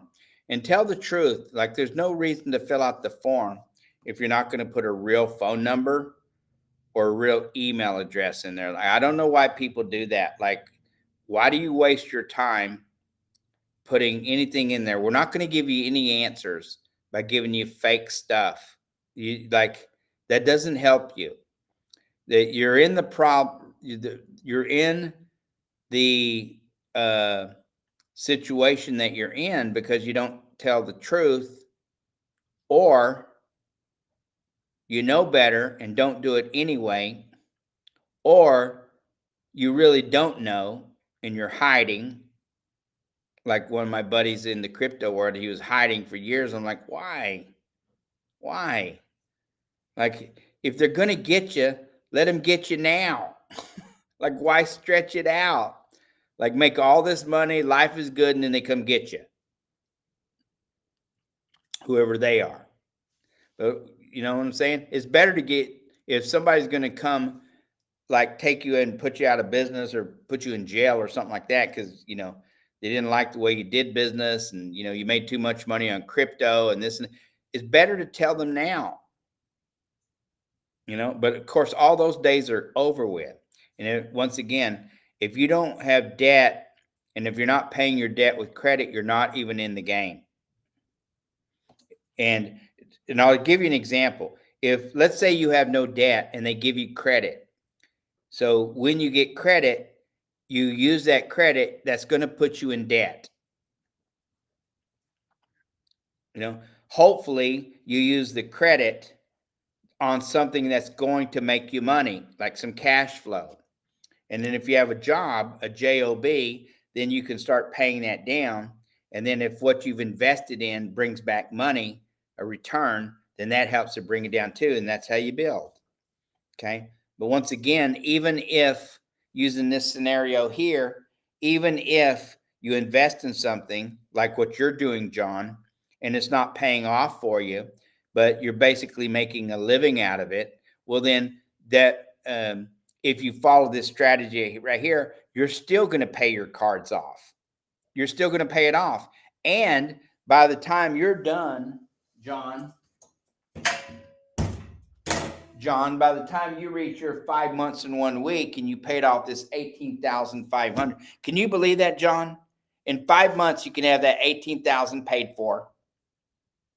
5 months and 1 week, you can have that $18,000 paid for, and then now you're off and running again. You're not you're not getting rich, but you steadied yourself out, and you have credit again. You're going to have credit in the first month, about $4,000. And there may be some people, you just call them up, your creditors, and say, I'm sorry, I can't pay you. Can't pay you. We have creditors. I tell them all the time. I was with a guy that we owe money now that I told him a while back, Yeah, we have some money. It's held here. I can't pay you till that comes out. When you tell them, then they know. Then they can. I got a hair. So, I got hair growing out my nose too. When I get these hairs, I pull them out. Anyway, so getting back to this, and by the way, thank you, Twitter or X. Thank you, X, for those couple of people that watch here. We're growing a little audience on X and YouTube. But once again, we try to be as authentic as possible when we're talking with you. And all we're trying to do is show people who have credit, who have debt, how to use their credit to pay down the debt, to get higher limits on their credit, and create cash flow. I didn't make this up. I learned it, and we paid hundreds. It's hard to admit we paid hundreds of thousands of dollars to learn all this stuff, and then we practiced it over and over and over and over and over. And this is how it works. But once again, John, who reached out to me today, makes about $140,000 a year. He only gets to keep about $1,000 every week. That's it. So he's literally living, hand to mouth. He makes a lot of money, and that's okay, John. But once again, in 18 months or in 5 months and a week, you'll have it all paid off if you follow this scenario here, and then you're off and running again. Okay. But by then, they're going to increase your credit lines. So what I would do is I'd reach back out to somebody, your friend, the one who gave you the $35,000, the money, and ask them to give you more money. But in this case, before they do that, if I was you, I'd have them contact our company. You can go to smartmoneyculture.tv. When you do that, by the way, hold on one second. You can go over here. See this right here? Where you at?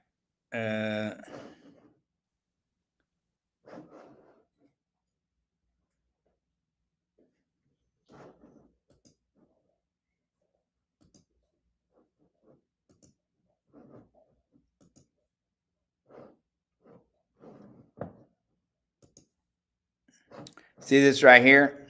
There's two tabs here. There's two tabs. One for credit, and then one for contact. You can click the contact and write us a note, or you can fill out the credit. Fill that out. Be as honest as you can. Don't fill it out if you're going to put fake info. Like, I never get that, why people do that. We want to get a hold of you, but it wastes our time. I mean, why would you do that? I mean, I want you to think a second when you fill out these forms. Like, why would you take the time to put your name and your phone number in there along with an email and not put the right information in? Like, what are you thinking? This is exactly why we get ourselves in these situations where we're just not honest. And there's no amount of help you can get if you're not honest.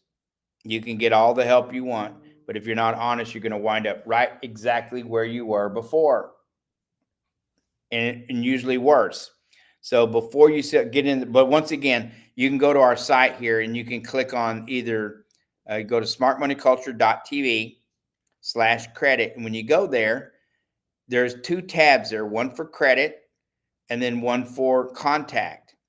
You can contact us, put your information in there, and we'll reach out to you. But what I would do, John, if I was you, before you go any further, I'd go back to your friend, the one who loaned you all that money, and say, hey, I found a system and it works really well, and I want to implement the system, and it's going to change things, but I need to borrow a little bit more money. But I want you to see what I'm doing. And you may want to put some of this money towards them. If I was you, John, I'd give the money to us and then let us help you get out of the situation here by getting you more credit, and then getting your in order, because you need to get your credit score up. You said you were in the high 600s, mid 600s. You need to get up around 720 or higher. So that may take you a minute. And I think probably a lot of, as long as you paid your bills and you haven't gone bankrupt or you hadn't gone into collections, you'll be okay. Okay. And even if you have, there's some ways around it because you already have credit with the banks. And that's really going to be your saving grace. You already have credit with the banks. So let's not mess this up. Okay. All right. That's my take on that. So I love this. If you like what we're doing here, click the like button and subscribe. We need your help.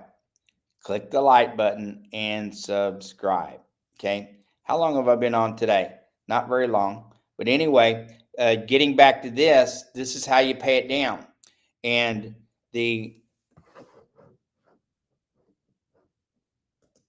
going back over here, this is let's use this tab here. For those of you who are watching here, we were talking to a guy, John, who's in debt, big time in debt. Brings about $140,000 a year through his bank account.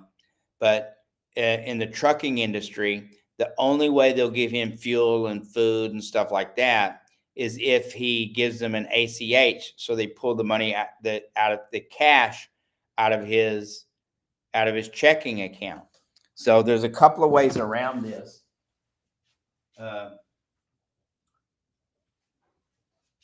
I'm going to take a picture of this because I'm going to post this later.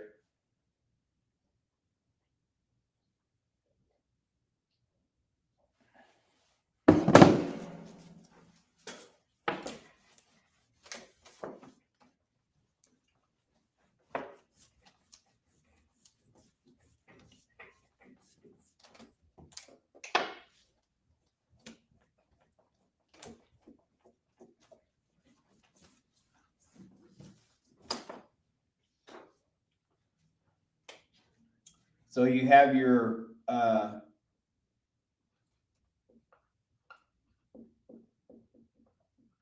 checking account. Okay.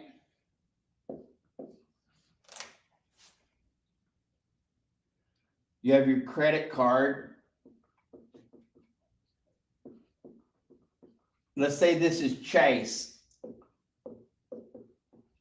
This is a Chase card. Let's say you have a mortgage, or you have a HELOC, or you have a personal PLOC, personal line of credit. That's a mortgage. Or you have a HELOC, that's a home equity line of credit, or a PLOC, a personal line of credit. Okay? Here's your credit card, here's your mortgage, here's your HELOC, here's your PLOC. And some people have them all. They have them all. But in this case, John, you have your credit card, and this is a Chase card. Link your credit card with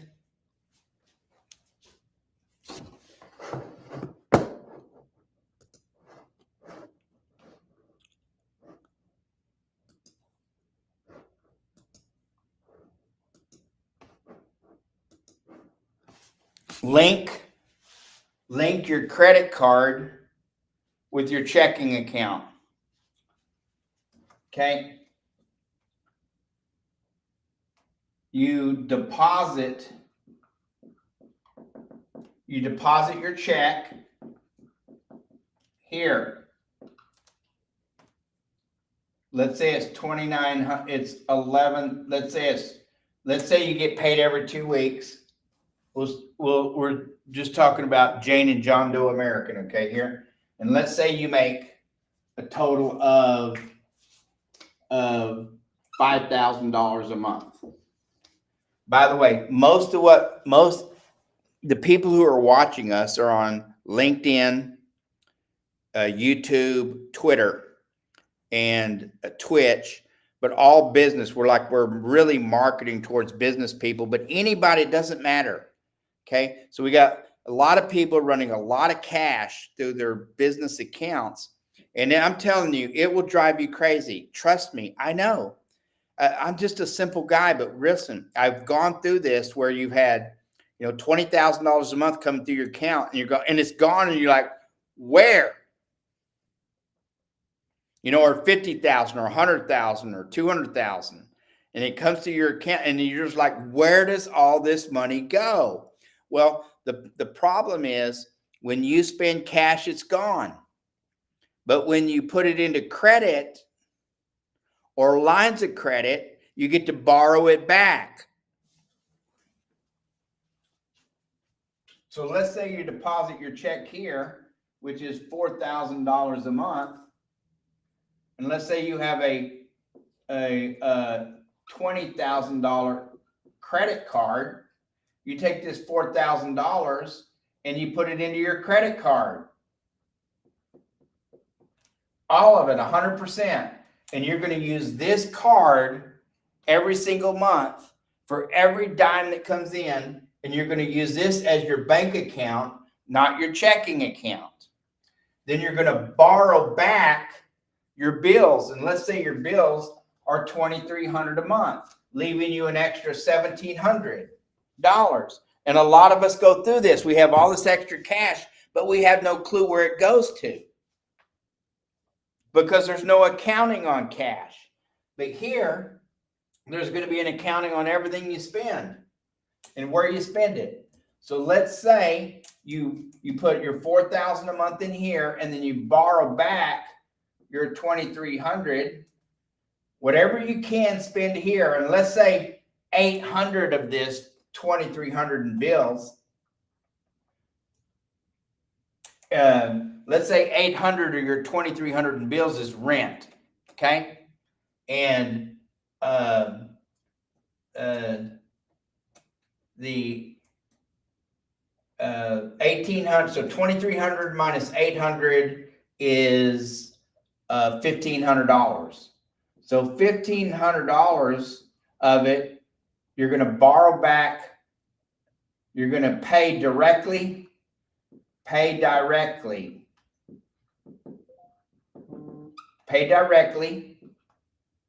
to your bills using this card.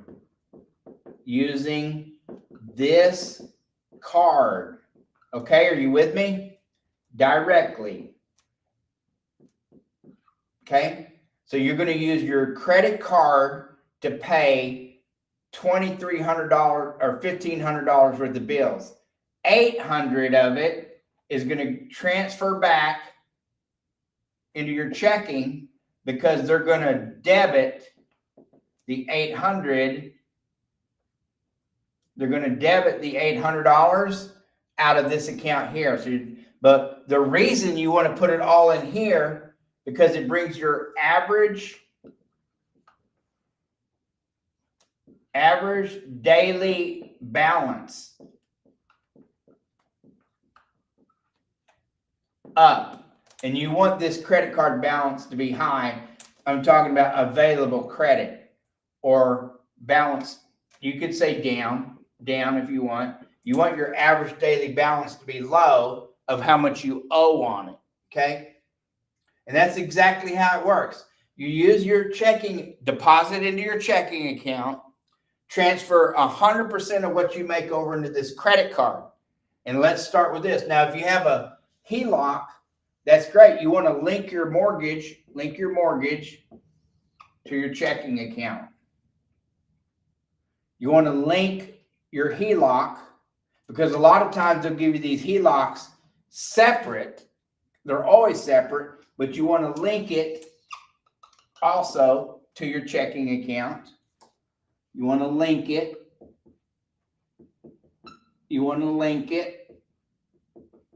Okay. If you have a personal line of credit, you want to link it. And if you have a HELOC, you want to link it. whatever you have, you want to link everything back to your checking account so that if there's something that you can't pay, that you link it back and then you're transferring the money back over here.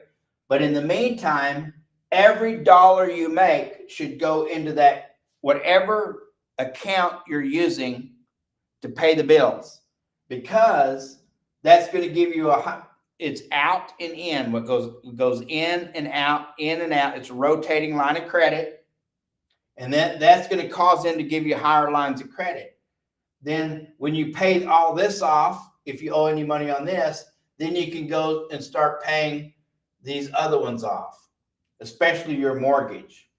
Ooh, this stuff gets exciting when you start paying. Let's say you get a HELOC, and that HELOC, let's say your house, your mortgage, let's say that's $400,000, okay? And you get a HELOC, which is 80% of that.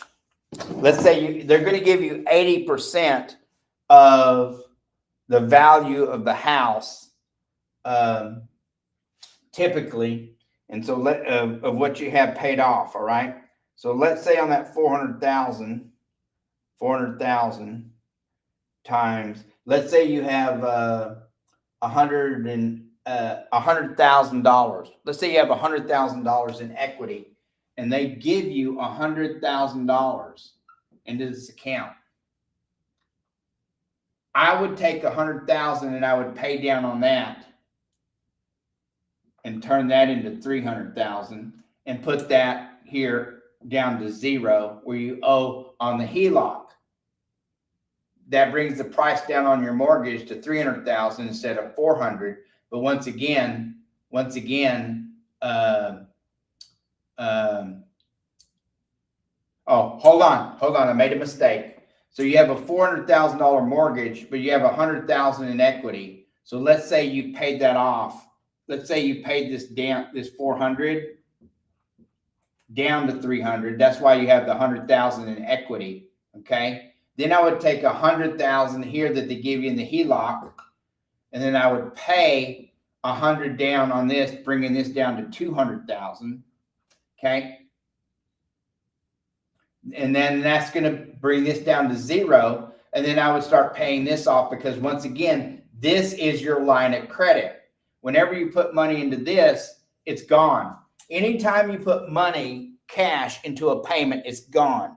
When you put it into a line of credit, you get to use it over and over and over and take money out. You get to put money in. The very next day, you get to take the same amount of money out if you want to. That's why you want to use all your credit and all your lines of credit to pay down your big bills, and then pay these things back, because once you pay these back, you get to use that again. When you put the money to this, here's a prime example right here. Here's that $400,000 house. Here was that $400,000 house at 7.235%, 30 years. You're going to pay $580,000 in interest.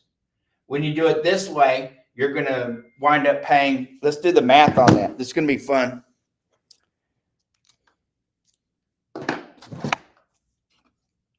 Let's take a 5-minute break.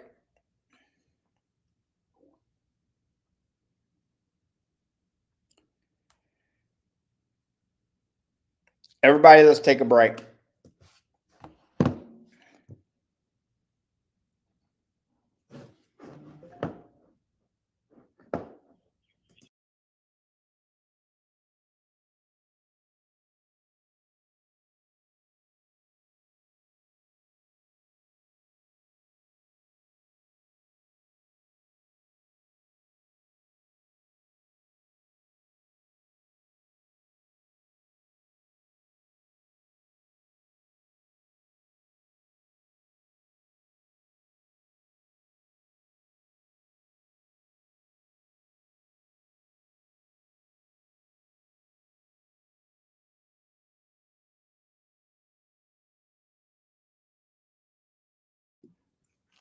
Let's take a break for just a couple of minutes, okay?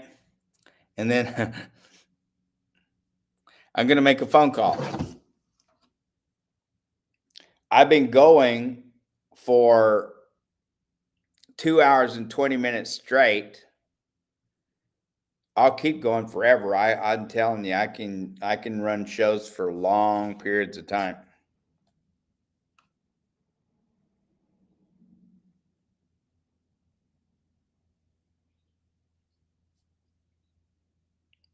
They're playing the great Jack McCall now.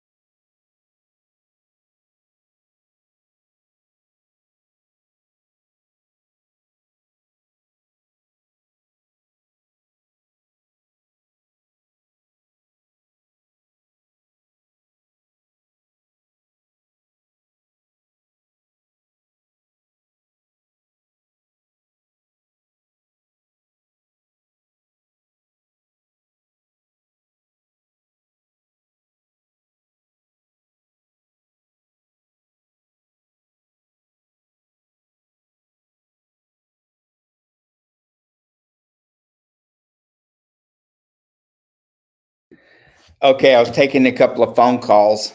So this is once again, guys, and I try to be as authentic as possible when I'm showing you this stuff. We're not trying to be smarter than anybody. We're just showing you practical, practical, our experience, and using practical experiences, the same strategies that Rich Dad Poor Dad Robert Kiyosaki uses. He talked about it just today. How he went from a couple of years ago, he was 600 million in debt. This guy's worth billions of dollars. 600 million in debt because his cash flow, his business started growing so big that he paid down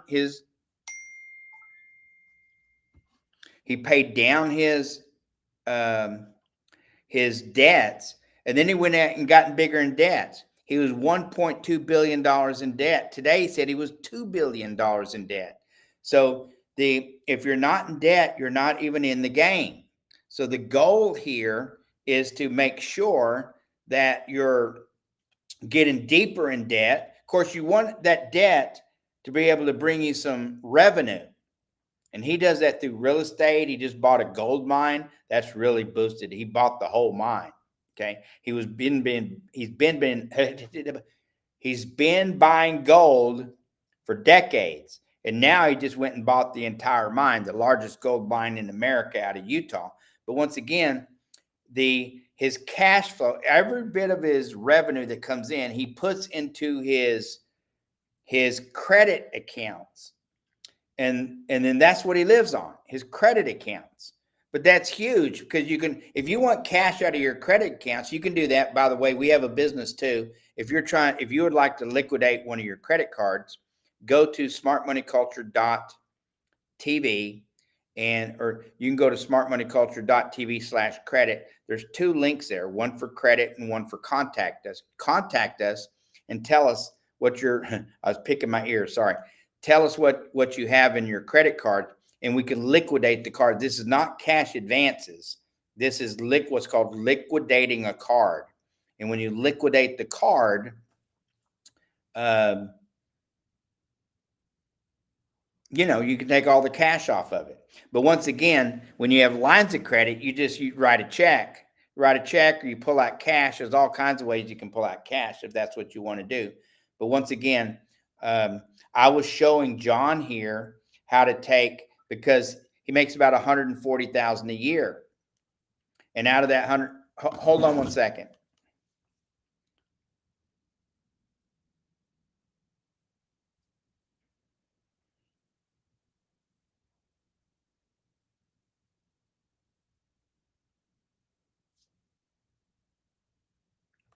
Hold on.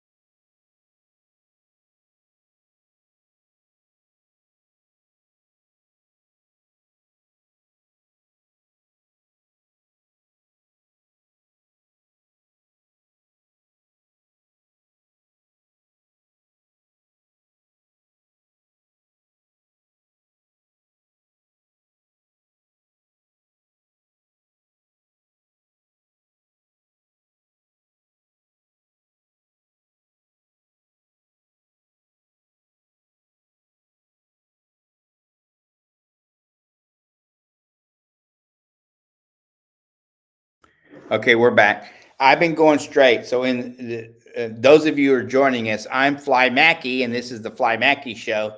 I'm your host here. And what's happening, we're a live broadcast TV. So we have channels in Corpus Christi, Houston, College Station, Beaumont, and Lake Charles, Louisiana. And we're growing, scaling our company, our television network. If you see here, let me show you here.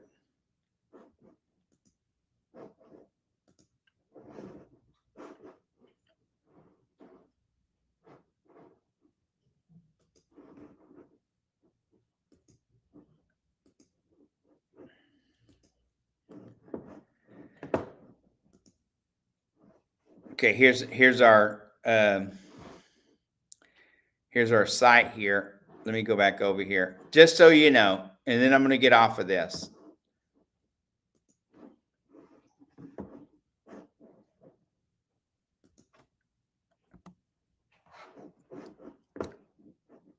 So here's our website here. So everything that we play actually working well on, everything that we play on our broadcast TV network into homes, we rebroadcast onto our website at smartmoneyculture.tv. And then, of course, now we started doing our live shows here on Twitter or X, and some of the other platforms. Thank you for watching us. We try to be as authentic as possible when we bring content to you. But once again, here you can see this is real broadcast TV. I'm a small network, and who would have thought that a fat little Indian like me could own a network? And people ask me all the time, "Well, how'd you get in the business?" And I tell them, "Well, I wrote a check."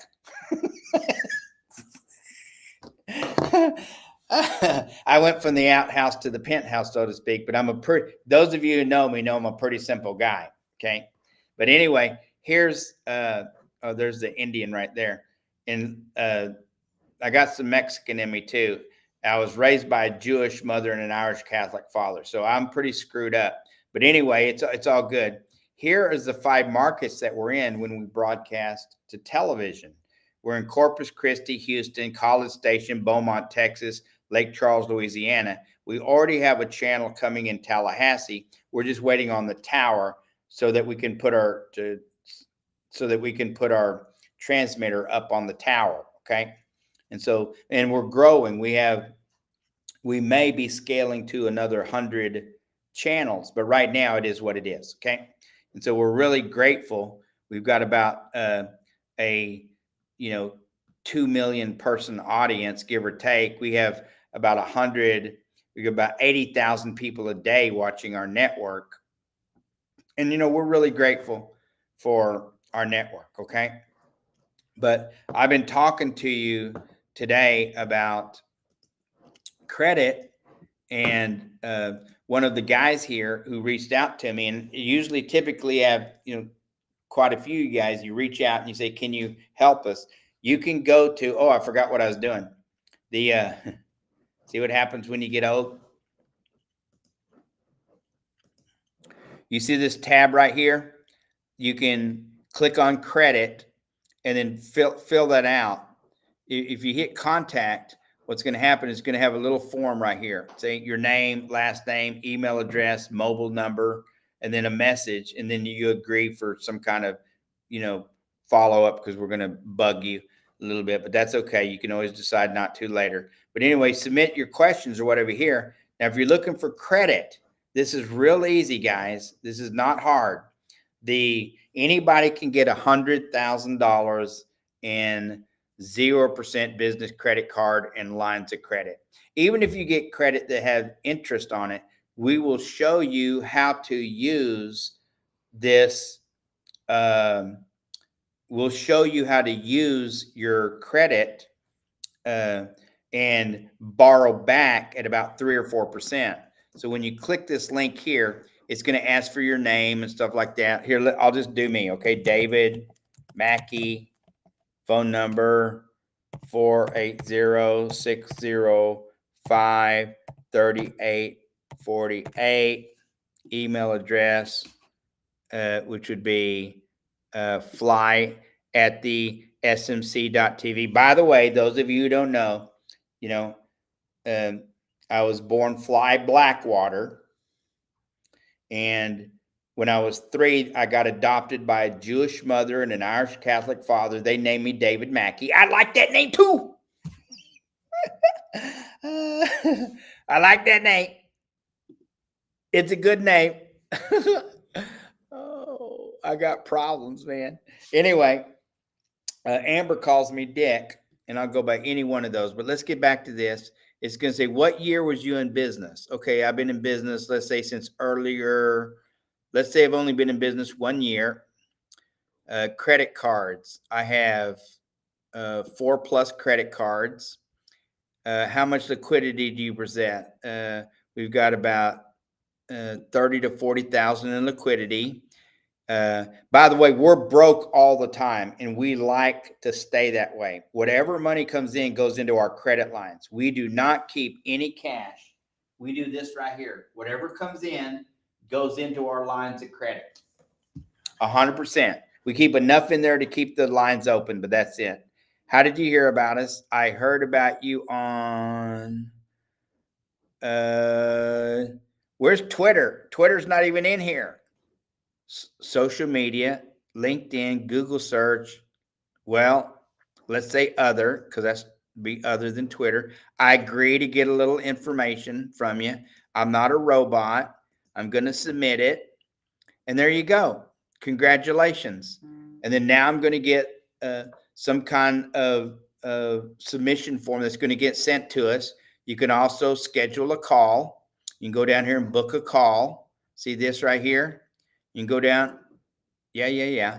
You can go down here, and here's all the days that you can book appointments right here. You can pick a day. It's a 30-minute, and then we'll talk. And in the meantime, while you send us this stuff, we have a team, and our team, these, by the way, and if you have some questions, so we're not going to give you all the answers that you want without going through the process here. But some of you once in a while have some questions, and you can click the contact button, like I said, and go through that. But anyway, if you're trying to get credit, it's not that hard to get. And it's just a matter of going through the right data points. We're small. People ask me all the time, well, how are you compared to, let me get back over here because I want to go to this credit deal here. The people ask all the time, what's the difference between you and Credit Suite? Well, Credit Suite just this last year in 2023 raised $1.6 billion for their clients.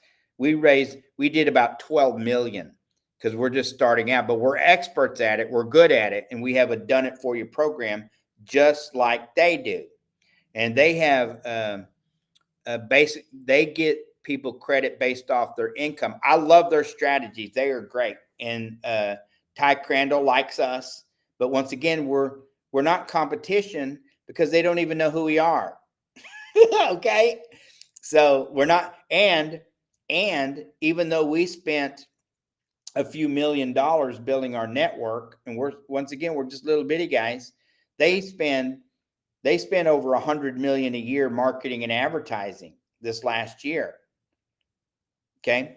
And we're probably going to spend a couple of million, but once again, that's nothing compared to these guys. There's another company called Fund and Grow. They're out of Florida. Fund and Grow spent $25 million on marketing and advertising. Their marketing and advertising budget is bigger than our whole company. Now, so what I'm trying to tell you is we have no competition because the people who do what we do are so much bigger than we are. So we're not competing. We're not taking any of their business. We're not even taking their scraps. Not saying that you're scraps, but you get my point, right? I'm just trying to say that we're smaller guys, but we know what we're doing.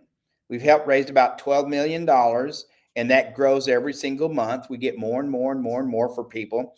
And we have what's basically a done it for you, where we're going to do about 90% of the work. We're going to do the majority of the work, but you have to do some of it to help us out. Okay. Anyway, that's the way that is. And this guy over here who was spending all his money, he's got like $140,000 a year coming through his bank account, and he's keeping hardly none of it. And he doesn't know where it goes because the cash, when you have cash coming in and you spend the cash, it's gone. But when you put it into credit, you get to reuse it. Think about that a second, because I've been going a little fast. Whenever you put money into a credit account, you get to pull the money out again, but it brings your balances down. So if you have 50, 100, 200,000, $500,000, some of you business people got $2 or $3 million in credit, and your credit balance is really high.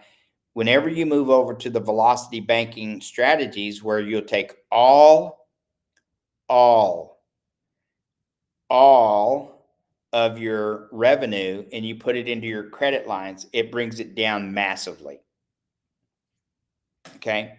And when it comes down massively, then it doesn't matter. It just brings it down. And when it comes down, then you borrow money back out of that same credit line to pay your bills. And if you're linked, because somebody just asked me, Donald, how do you link the accounts? Well, you ask your bank to link it for you. But you're going to want to link let's say Chase Bank, we have a Chase Bank. I have some credit cards here, And by the way, my company gives me credit cards, but I don't spend them. I have them. I don't know why they gave it to me, but this one right here, about $150,000. And then I got a couple of American Express charge cards. You see that? Fly Mackey. See my name, Fly Mackey. See my name there, Fly Mackey. My name there, Fly Mackey. I don't want to show you my credit card number, but there we go. This one says David Mackey. This is the big one. These are charge cards, and this is credit cards. There's my Costco card. And this is my little card. This is a credit one. The highest they go on this is $2,000. These don't do you any good. But this is the card that I actually use the most because my living expenses, I live so far down below my means. I live on a small amount of money, not large amounts of money. When I watched how Elon Musk ran his business, how he slept on couches and stuff like that, I said, I can do that. I'd rather do that.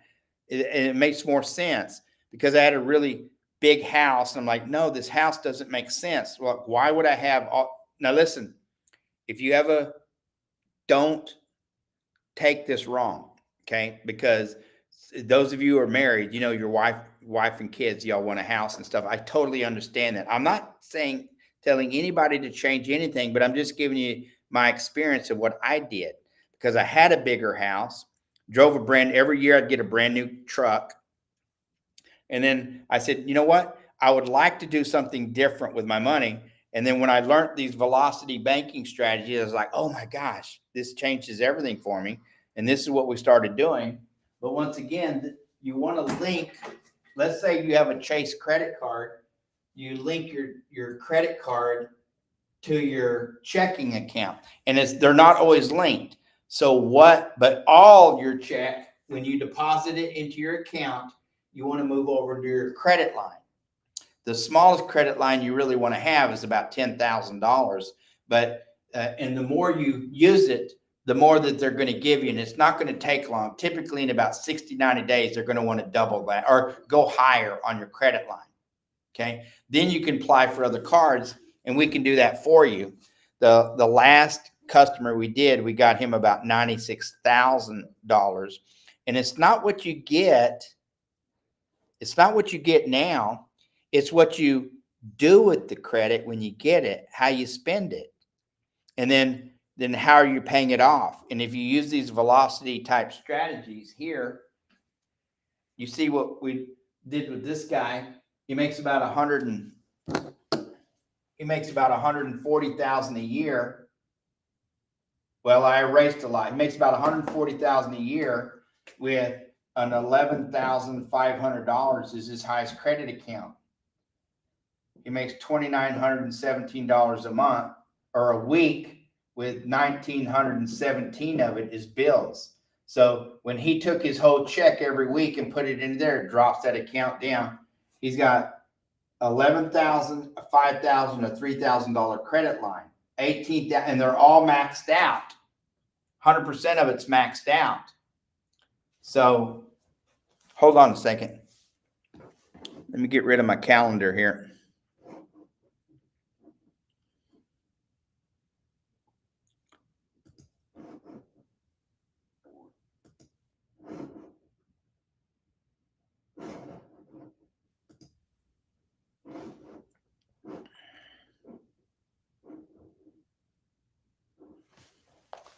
So you see here, all his credit cards were maxed out.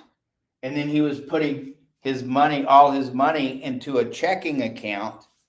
See how fat I'm getting? He's putting all his money into a checking account and they're debiting his checking account. So our suggestion was that he takes his entire check, he puts it into his checking account, and then he transfers it over to his credit account immediately. As soon as it goes in, put it in here, that brings his balance down. See here, every time he put his $2,917 into his credit line, it brought it down. Then he would take his $1,917 in bills. He could transfer that back to his checking account There's going to be a little fee there. This isn't a cash advance. When the card is linked with your checking account, typically they let, especially at the same bank, they allow you. And by the way, you want to be nice to those agents that you talk to when you call them up. Those are minimum wage employees. They don't make a lot of money. Never yell at them, please. If I can just say something in as authentically as possible, these guys and gals are people like you. They're the salt of the earth. Those of you who are business owners who are are listening to this tonight, these are the folks that work for you. And they don't make a lot of money, but they depend on that job and they get screamed at all day long for no reason because they don't have the authority to do anything. Okay? But they do have what's called the power of the pen, and they're behind that computer. So please be nice to them. All right? But anyway, and so if there's a way they can do that, they will. They may not even be authorized, but I can't tell you. I was a missionary. If I could tell you a story real quick, I was a missionary for 10 years. And the very first job I had was working for Verizon Wireless in a call center in Seattle. And I got a job and I called down there. The secretary, one of the secretaries at the church said, "Hey, you can get a job down there. They'll hire anybody." And I'm like, okay. I called them up. She gave me the number. I called them up. They said, "Yeah, we'll hire anybody." I thought that was a little strange. Like, well, I'm an anybody. They said, "Well, come down." They paid me $9.25 an hour. I thought I was rich. And those of you who started businesses, you know what I'm talking about. You eat a lot of ramen noodles. Well, I hadn't started a business. I was just working, but I was so poor most of my life. I mean, I was like, wow, thank you. Anyway, I talked to people all the time. They put me in front of a computer and they said, "Hey, you can give anybody you want credit. Don't do it. Don't do it. Like, you can, but we don't want you to." But if it comes, and so every once in a while, somebody call up, and you could tell they were in tears. They're like, I don't know how we're going to do this. I don't know how this happens all the time, but and then it was a power of the button, bam, give them $100 credit off their bill because I could. So be nice to those people when you talk to them, and because you never know when they have the power to do something. They may not be doing that normally, but it doesn't mean that here's the whole point. It doesn't mean that they can't. That's what I was trying to say. Okay. So anyway, when you can link that credit card over here to your checking account, if there's any bills, like this trucker here, he travels all over the country, and the only way they give him fuel and food, and if he wants to, get a hotel, they do the ACH thing. The only way that happens is if he gives them the ACH, the check out of his checking account. Then he can transfer the money over here from his credit over to his checking account to pay the bills, okay? But in the meantime, when you take your entire check and you put it into your credit lines, it brings down your balances in a big way. And this is how you pay it off. This guy right here, even though he's $18,500 maxed out on his cards, if he'll use these strategies, in 5 months and 1 week, he'll have them all paid off, every single one of them. And then now he's off and running every single month or week after that, just having them debit money out of that main credit line, which is a pretty cool way of doing business. So let's go over here and look at this.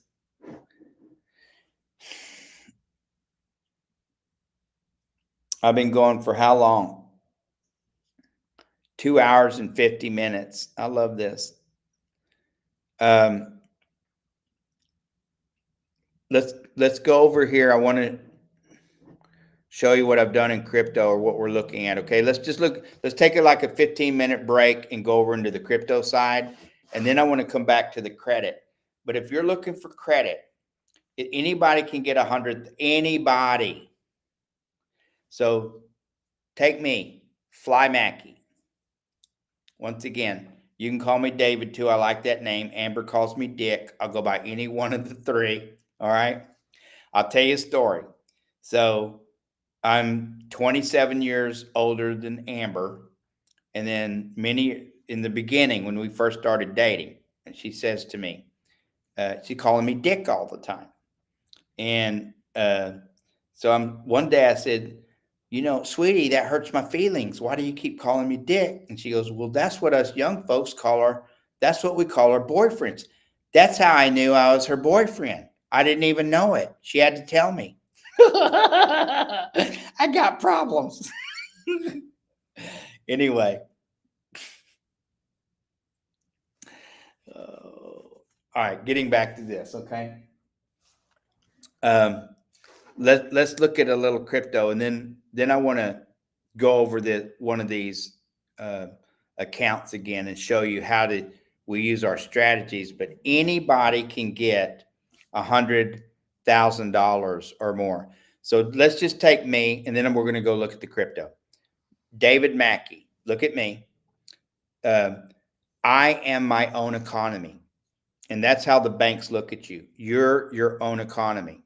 And so when you put yourself together correctly and present yourself the right way to the banks and the credit card industries, they give you credit. And anybody can get $100,000 to $200,000. If you have a 720 credit score, you make, let's say, $60,000 a year. You've done your taxes. Those are some basics right there. Then anybody can get, 100 to 150,000 to 200,000 to 250,000 and 0% business credit cards. Anybody. Okay. So if your credit scores, once again, are around 720 or higher, you make about 60,000 a year. You've done your taxes, you've been in business, let's say you have a business, and even if you haven't been in business, but if you have those three metrics right there, those data points, anybody can get, 100, 150 to $250,000 in business credit, and you are the business. So I can't tell you how many times people have come to me and said, I had no business. You are your business.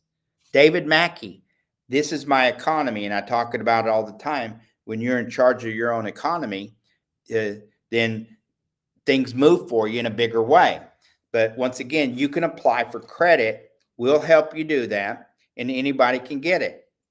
So it's not that hard to get $100,000, $200,000 in 0% business credit. So the question is, what do you do when you get it? It's because you want to spend it. And once you learn how to spend, maybe you're spending it by paying down your bills. Great idea.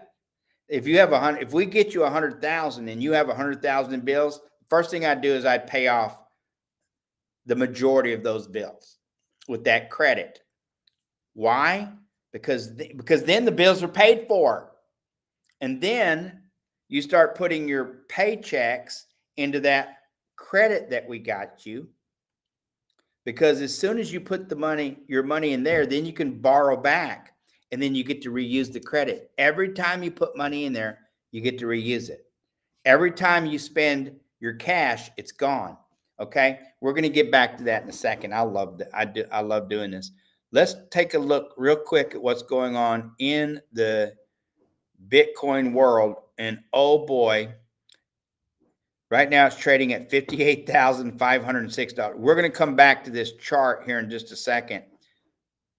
But let's take a look at Bitcoin right here, trading right now at 58,000. And oh boy, I can't believe we get to do this. Holy cow, if mom and dad could see me now, they'd say, itty bitty, I can't believe you're doing this stuff. Trading at $58,501. Now look at this.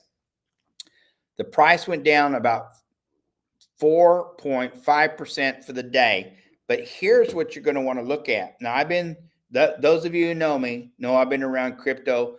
I've been around Bitcoin. I have the proven history to prove it, but none of that's a big deal.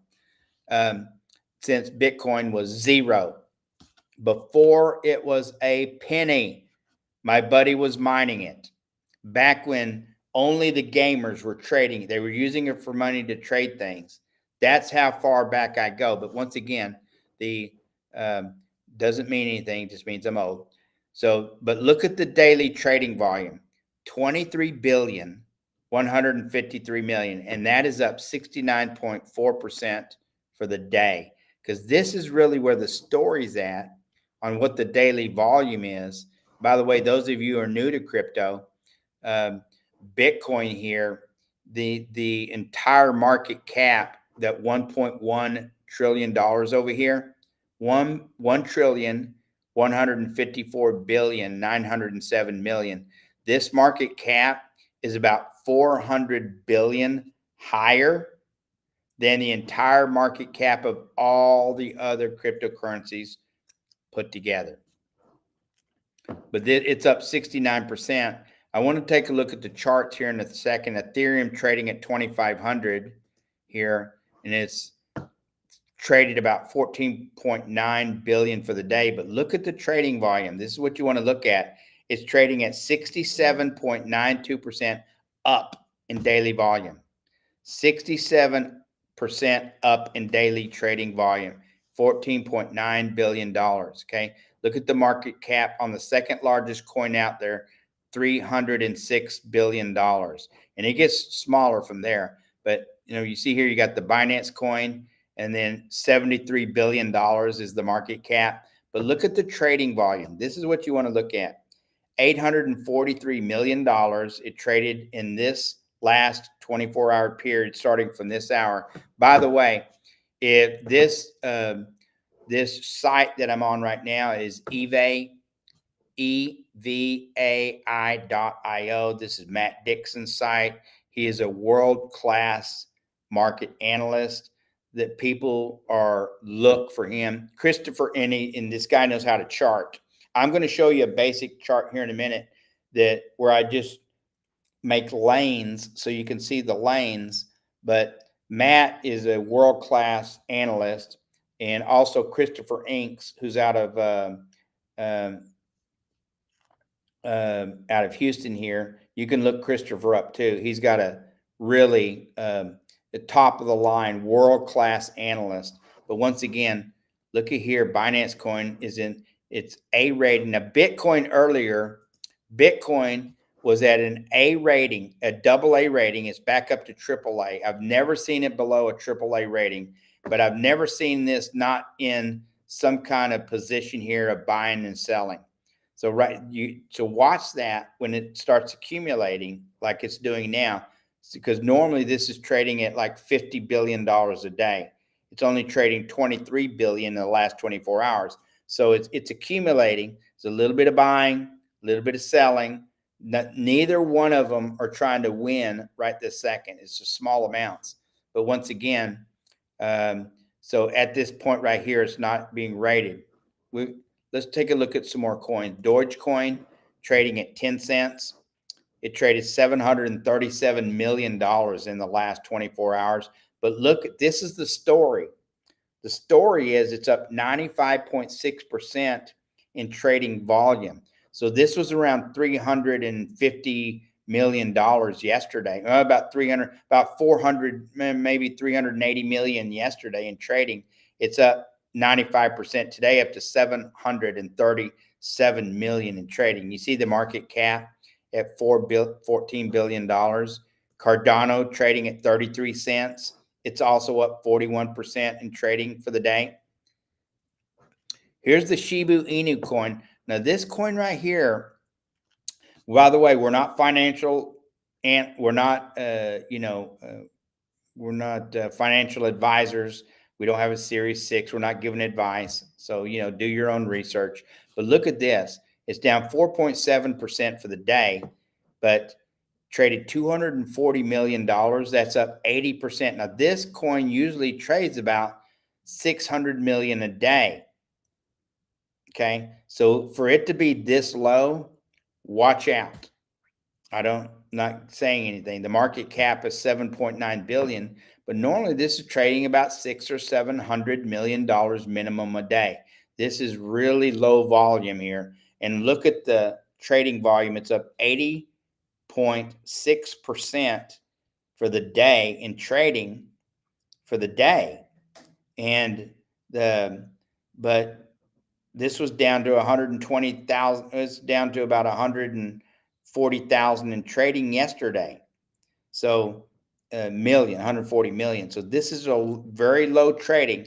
So watch out. There's a lot of accumulation going on right now. Let's take a look at a couple of more coins here. Of course, here's Litecoin. Litecoin at one time was around $400. Look at this. Trading at $60.64, down 2.3% for the day. But once again, here is the story of the day, because it's trading 54.35% higher today than it was yesterday in trading volume, $272 million. So this coin's not going anywhere. It's so old. It has its own following, has a $4 billion market cap. It's a steady market there. You have Stellar here at 9 cents, and people have tried to kill this coin. I'm telling you, it's not going anywhere. $2.9 billion market cap, traded $54 million, up 21% of trading for the day. Oh boy, trading at 9 cents. $2.9 billion market cap, has a triple B rating, and it is in the sell position. Interesting. It's up 11% over the week. Here's Monero, and then I'm going to look at one or two more coins, and then we're going to get back. Monero trading at $149.72, and for today's trading volume, 41 million. That's now in the scheme of things, 41. It's not a large amount of volume.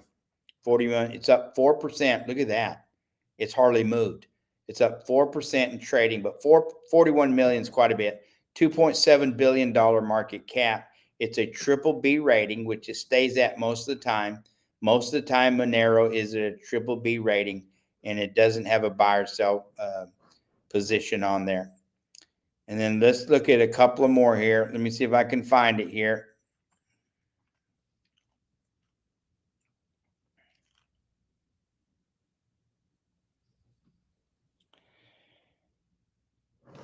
Let's go over here. Let's look at BSV. I missed Bitcoin Cash. BSV trading at $41. This is one of the other Bitcoins trading at $41.30. But look at the trading volume. This blows me away. It's one of the Bitcoins that has an actual utility to it, which means it has a business behind the blockchain. Trading 14 million. It used to be in the top 10. It's ranked number 92. Wow. This blows me away that Bitcoin, and by the way, Bitcoin Satoshi Vision, out of the 11 or 12 companies that got an ETF, BlackRock and Vanguard are the only two out of the 11 that named Bitcoin Satoshi Vision as their Bitcoin. Interesting. I want you to think on that for a second. Cryptocurrency, stock exchange, finance, cash, money trading hands, daily volumes, retirement plans, it all goes together. But BlackRock, who has owns about 31% of the world, along with Vanguard, who also owns a large portion of that. They work hand in hand together. And then 25% of the cash that is traded hands on a daily basis. So anywhere in the world, when you take all the transaction of currency that trades hands per day, BlackRock owns 25% of that. So they've got about they have a couple of $100 trillion a day going through their hands that they own. Another 70 trillion or so under management, another $40 trillion of ownership. And so when you have companies like this, so anyway, a lot of the companies that they own can afford to lose $1 billion. The whole point of what I was doing was going to get to this line right here, that they own a large amount of the stock in companies that if they decide they want to do something, look at this, BSV is in a double B ranked position, is double B ranked, but is in the buy position. It only traded $14 million. But so let's just take the the Fortune 500 companies. It started in 1959 and there's 500 companies. They used to say these companies were too big to fail. Not one of those 500 companies are in the Fortune 500 anymore. It's a completely brand new 500 companies. Okay. And out of those 500 companies, BlackRock and or Vanguard owns about 80% of all the shares of those companies. Okay. So this is how they wound up owning about 31% of the world. By the way, I'm not against anything. We're just stating some facts here. And so when they have a company and they want to press their ideas onto you for you to buy into their ideas, they can make a company lose, billions of dollars, and it's not going to touch them 1 second. It's not even going to matter because they own so many trillions. And so how many billions does it take to make a trillion? 1,000. Now, according to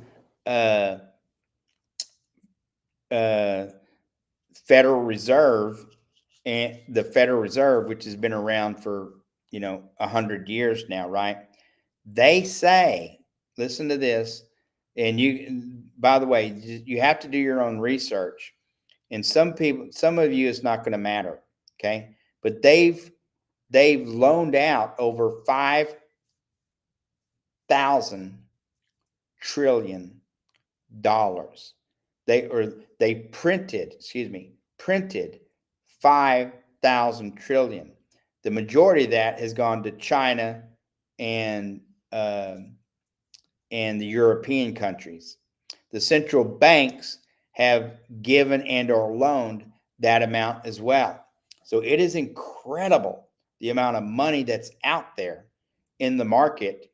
And so once again, if you're not part of this debt here, then you're not even in the game. So the way our economy works here in the United States or our whole financial system is it's built on debt, and the more debt you have, they will give you credit. And if you don't have debt and credit, you're not even playing in the ball game. Are you getting this? If you don't have debt and you don't have credit to pay off the debt, you're not playing in the game. Just look at my chart right here. Just look at the chart. If you're not in this, then you're not even playing in the game. And the goal is to be playing in the game, especially if you're in business. Because cash, once you spend the cash, it's gone. It's the way it works. Once you spend the cash, it's gone. But when you put your revenue, whatever that is, your cash, your paychecks, the invoices that you collect, whatever you're collecting, when you put that into your credit lines, then you get to borrow it back, and that continues to grow. This is how you build your wealth. Anyway, I'm not any smarter than you are. We just know how to get people credit. That's all. And when you learn how to get the credit, then you can do this yourself. So we'll do it for you. And on the second round of funding, when after you spend your money and start working on the repayment, which is what we show you how to do too here, when you learn the velocity banking strategy, when you learn this, then you're forever going to be in the money. Because even if you spend that money and you don't make any on it, as long as you use this strategy to pay down your credit lines, you'll always mitigate your losses. Because here, let's look at something. I want to show you something. This just, I do get excited about this stuff. Let's say you have a let's say you have a $400,000 loan, and it's at 7.235%, which is pretty average right now. Okay, the interest on this loan right here, $400,000 loan, your interest rate is 7.235%. It's for 30 years. Your minimum monthly payment on here is going to be about $2,700. Your monthly payment is $2,724.64. You're going to pay a total interest on this $400,000 of $580,000. This is what I had on the board right back here. $580,870.40. And if you look at this right here, you're front loaded on interest. Now, by the way, those of you who reach out to us and ask us to get credit, when you get credit, one of the things that you're going to want to do is you're going to want to pay off as much of your bills as you can. If you have a mortgage, pay down as much mortgage as you can with your credit lines, and then start taking your revenue to pay down the credit lines. Why would you want to do that? Because it brings down your credit balance, what you owe, and it allows you to reuse the money. When you pay a bill, you don't never get to reuse that money. But when you put it into your credit lines, not only does it bring it down, but it allows you to borrow it back. Is that the coolest thing or what? And this is what all the billionaires do. This is what all the 100 millionaires do. This is what all the centimillionaires do. And I've never met a business owner that didn't need more credit. I've never met a business owner that didn't need more credit or more cash from somewhere. You can get the cash from your credit lines. But see here, do you see here how, now let's take, for example, we had a guy that made $350,000 a year, and his bills were about $7,000 a month, and his take-home pay was about $21,000 a month. So now the majority of that money, about $10,000 of that $21,000 was going into investments and stuff like that, his 401k investments and stuff like that, something that he couldn't use, that he could use down the road. But once again, it's like the federal government. If you was to, we give all our money into the Social Security. We pay this for 30, 40, 50, 60 years to get what? $1,000 or $2,000 in retirement. We die broke. Literally, we get to live in poverty in our older ages, and we give them hundreds of thousands of dollars. It's like paying this interest right behind me there. We pay hundreds of thousands of dollars in interest, and when you learn how to put your money into your credit lines and then borrow back, then you eliminate all the interest. You get to eliminate all that interest. And when you eliminate all that interest, it's called front loading on your principal. You see here on the credit, look at this. On this 400,000 here, you see with the interest rate, 30 years, he's going to owe $580,000 in interest over 30 years. So he's front loaded on interest. His principal's really low. Now let's take this and do this in a different way. Loan calculator, 400,000. Hold on, I'm going to put it to you. 7.25, 48 months.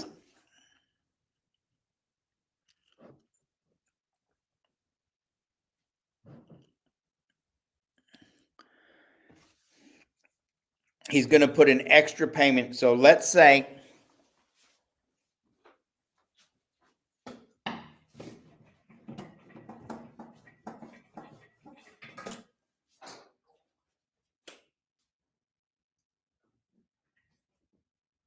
he has a credit line of a couple of $100,000, right? Let's say his credit line is 200,000. I'd rather see the credit line at 600. Let's change that. He owes $600,000. Okay, he owes 600,000. He has a credit line for $629,000. I did a whole show on this. You can go back and look at it. He makes $350,000 a year, and with his tax bracket at 30.7%, at the end of the day, he makes about $20,238 a month. That's his take-home pay per month. Okay, so he was taking a majority of this, and he was putting about $12,000 into his bank account, and then his bills are $7,000. So he was living on about $5,000 cash every month. That's how he was doing. All right. So what we suggested he do was take, instead of putting that extra $8,000 or so into his investment, because the 401k, he loses money every year on that 401k, guys and gals. He loses money every year on the 401k. The fee that they charge on the 401k, whoever's managing that on behalf of the company, is about 2%. They pass that charge down to you. You get charged 2% as well. But if you listen to the way the economists say that the cost of living goes up 7%, well, we know that the actual cost of living has gone up in the last 4 years about 400%. 400%. Just look at your food bills. So anyway, but let's say it goes up 7%, the cost of living goes up 7%, but the value of the dollar, the value goes down about 10%. We know that because in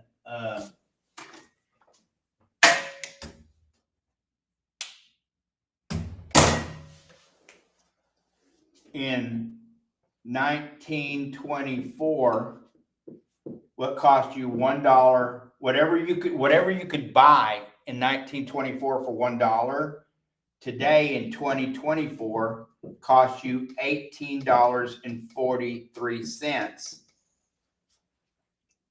So it's gone up 1,843%. It's gone up 1,840%. That's a lot of inflation. It gone up 1,800% in the last 100 years. Okay, so your cash has lost value. So when you put your cash into and by the way, we're not giving financial advice, but when you put your cash into an account like this, where it has a slow, steady growth, because they want to protect it, and they're going to protect it, but they're making all the money on it, because whatever they invest in, they're hedging against that. That's how these guys work. Like, they're betting against it. They're making their money by this company not making any. So they make you a little. Now, once again, I'm not putting down the system or the managers of the system. We're not doing that. You're not going to get that out of me. I'm sorry. I love the system that we have, but you need to learn how to play in it and where you can benefit from it. Okay, that's the key. So once again, what we suggested was that instead of him taking his $8,000 and putting it over in his accounts that are making him no money, literally, that $8,000 was bringing him about a 4% return a year. He was happier than pig and slop. But the cost of living went up 7%, so he was losing 3%, and they were taking a 2% fee. So he was actually losing 1% a year on what he was putting in there. Way more than that. Way more than that. So we suggested that he take his $20,000 and put all of it into his credit line.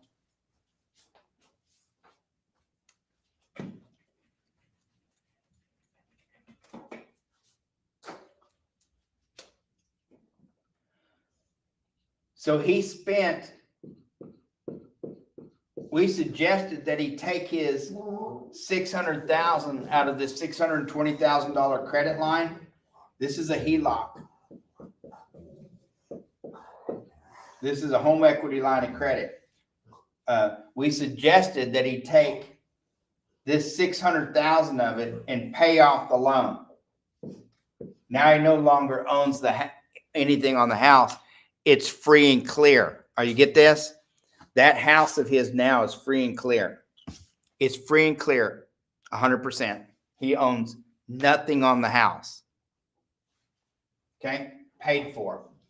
So, but in doing that, now he owes $600,000 on that HELOC. So he has a balance of $29,000 on the HELOC. So what we suggested was that he take his entire paycheck and put in here. Okay, so this is deposit. Okay, which brings this account up to $49,238. Now he's going to borrow back his $7,000. He's going to borrow. This is his bills. His bills cost him $7,000 a month, which is going to bring this down to $42,238. But once again, in 1 month, he went from $29,000 to $42,000. He just raised his credit line by $14,000 by doing this strategy. And by doing this, he's going to pay this off in about 48 months, I believe it is, maybe 40, maybe 44. I'll go do the calculations on it here. About 44 or 48 months, he's going to pay this off. Now, the second month, this is month 1. Okay, 1. In the second month, he's going to take his $20,238, 16, 7, 5, 2, $62,576. He's going to borrow back the $7,000 because he has to pay the bills. These are the bills. Okay, which is going to bring that down to, let me grab my calculator here.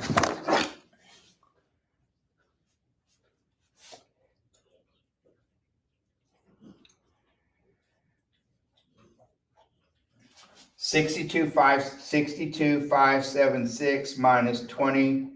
Oops. $62,576 minus $7,000 is $55,576. So in 2 months, he went from $29,000 that he still had in credit to $55,576. This is the power of putting the larger amounts or your entire pay into your credit lines and then borrowing back your bills. So it kills this credit. It really kills your bills and it raises your credit line in a really fast way. Let's take a look at what this would look like over the period of, let's see what this would look like over the period of paying this off here. Hold on one second here. So keep this in mind. This is what it cost here. His monthly payment is $2,724.64. Doing this. This is let's redo this. This is $600,000. Okay, at 7.25%, 30-year loan. Okay, cut it out. His monthly payment on here is going to be $4,093. Now, by the way, when you use this scenario here, this is you're paying your minimum monthly payment on here. He's going to pay $873,501 in interest. Okay, watch this. I want to show you something. You see this? You can take a snapshot of this if you want. Let's go over here and look at this.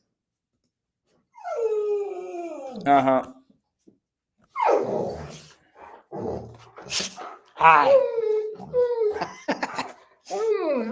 Hi. Can y'all go sit? Hold on, guys. Please. Get over here. Come on, sit down. Sit. Place right here. Come on, get up there. Sit down.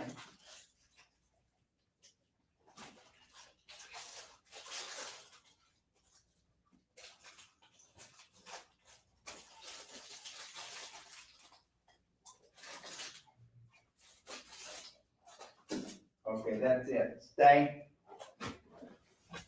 My dogs went crazy. I love it. All right. Let's say, now remember, here is the scenario before I put these numbers in. The scenario is the way that this is now, if he was to pay this regularly, $4,300 is his minimum monthly payment. Okay. And by the way, this is what happens when we help you get credit. When you learn how to get credit, this massive amounts of credit, and then you use the credit. Okay. When you use this credit to pay off your bills, and then you put your money back into the credit lines, you get to borrow back. Using this scenario, the difference is what's called cash flow. And that cash flow you get to live on. But the more you do this, the larger the credit lines the financial institutions give you. This is what the financial institutions are looking for so that they can give you more money. So you got to understand, out of that $34 trillion that we owe as a nation, the majority of that is interest. That's all interest. Out of the $18 trillion or so that they've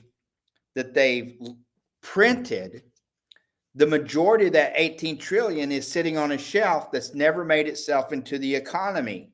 Why? Because there's not enough folks out there that know how to use these lines of credit so that they can put more into the system. And it's okay.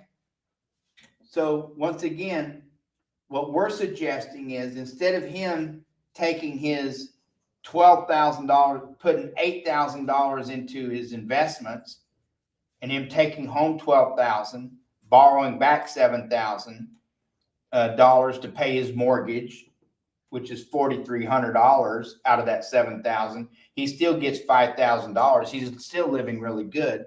What we suggested, what he's take his $20,000, take it all, put in here. It eliminates this $4,300.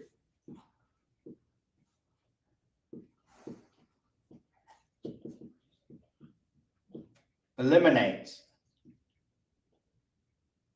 I think that's a 9. It eliminates, it crosses out this payment. Okay? Because he's putting a larger amount in than what's owed. You see how that works? And then he's going to borrow back about $7,000. That means he's going to make an extra payment of about $14,238 every month. And I'm going to put that into the calculator and show you how that works. Okay. So here, watch this here. Here, he's going to take 600,000, 7.25. Share this tab instead. 600,000, 7.25, 48 months. He's going to make that extra payment of 14,238. That's the difference between the 20,000 and the 7,000 that he's going to pull out in bills. And remember, this payment here,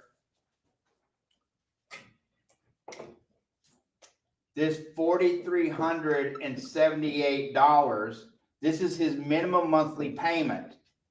His minimum payment every month.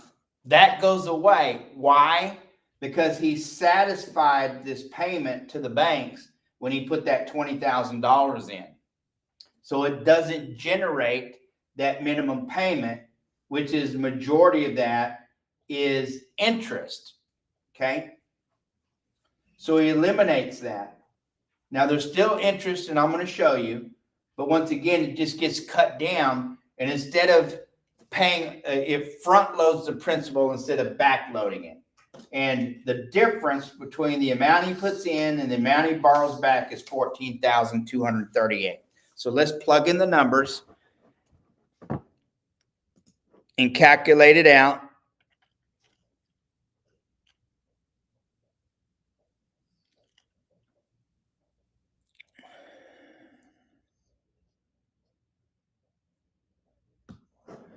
Going to amortize it out. And here's what it looks like. He's going to, not 23 months. I messed that up somewhere.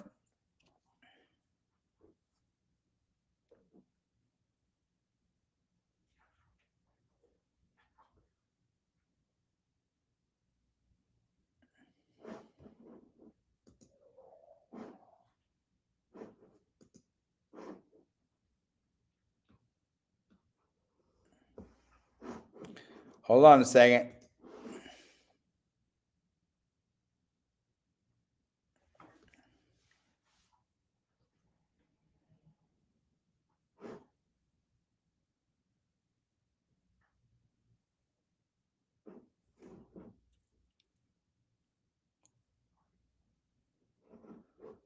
Hold on one second. Yeah.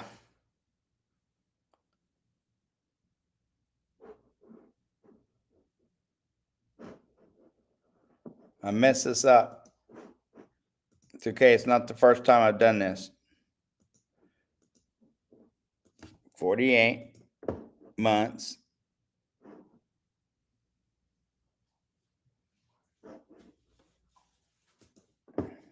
Yeah, here we go. I did it.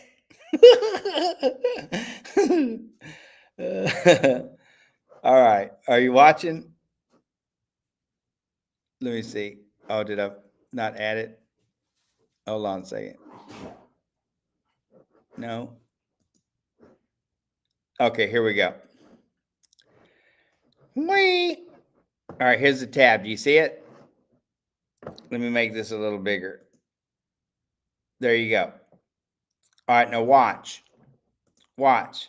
So 600,000, remember, so he took this to pay off the house, and this is what he owes on his line of credit. It's a 7.25%, 48 months. He wants to pay this off in 48. I'm just doing the calculation for you, okay? His extra payment in there comes out to 14,000. Remember, he put 20,000 in, pulling 7,000 out, which makes his monthly payment about $14,437. In 48 months, he's going to pay this entire thing off. He's going to owe $92,000 in interest payments versus the interest payments that he would have paid. Remember over here, look at here. Here's what his interest payments would have looked like. $873,000 over 30 years. And this is what we do all the time. So when you just reallocate how you make your payments, let's go back over here.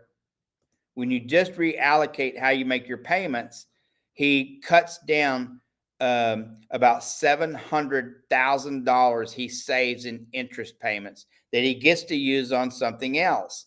See here how this is front loaded? He's still paying interest, but out of that 14,000 extra he's paying there, about $10,000 of that is going to his principal. And in 48 months here, see this? He pays this off in 48 months.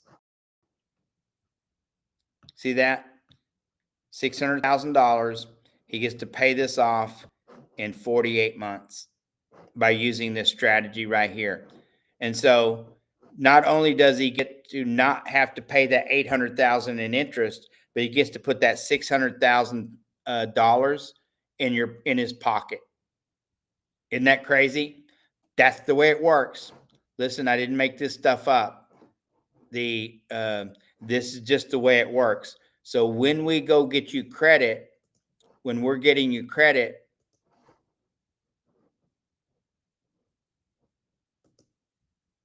yeah, there we go. So when we go and get you credit, there's all kinds of things you can do with your credit. Just know that, okay? You don't have to follow this system that they want you to follow it. And anybody can get business credit. Anyway, so we try to be as authentic as possible over here when we're doing these things. We didn't make these up, the billionaires did, but we created a good business out of this. And we can help you just like we helped ourselves. And once again, too, if you have credit cards now,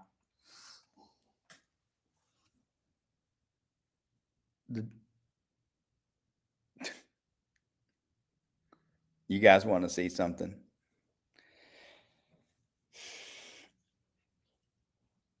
I get going, man. I get going a mile. I'm going fast. I'm going a mile a minute. A mile a minute. What they say is there's a 4-minute mile. I do a mile in a minute all the time.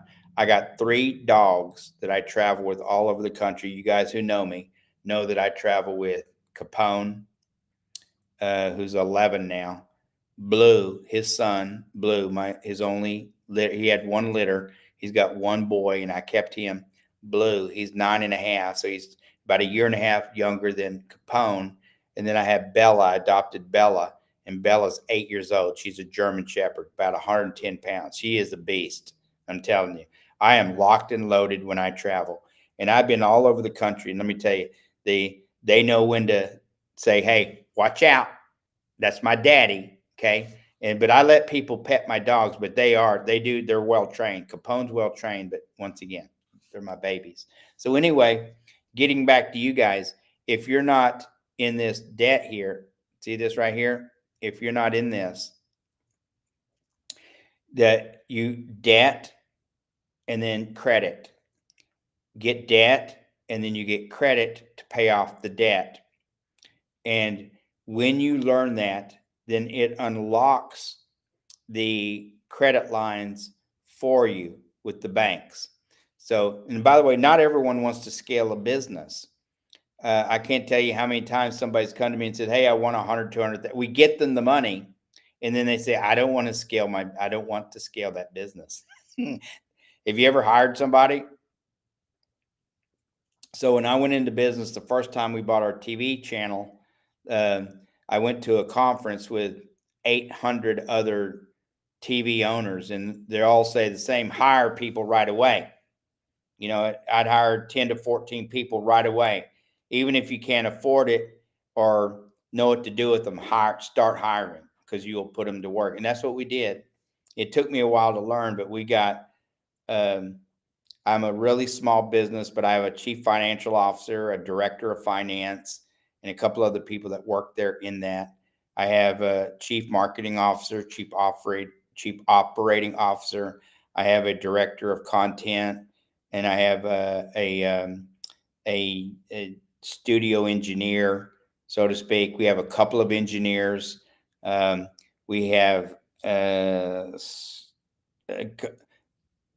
3 other companies, sub companies that work in my company.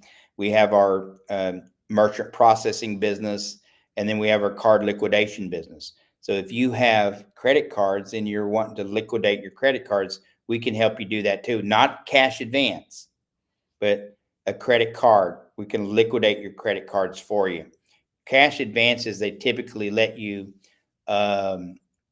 take about somewhere between 10 and 20% of the credit. Let's say you have a $50,000 credit card.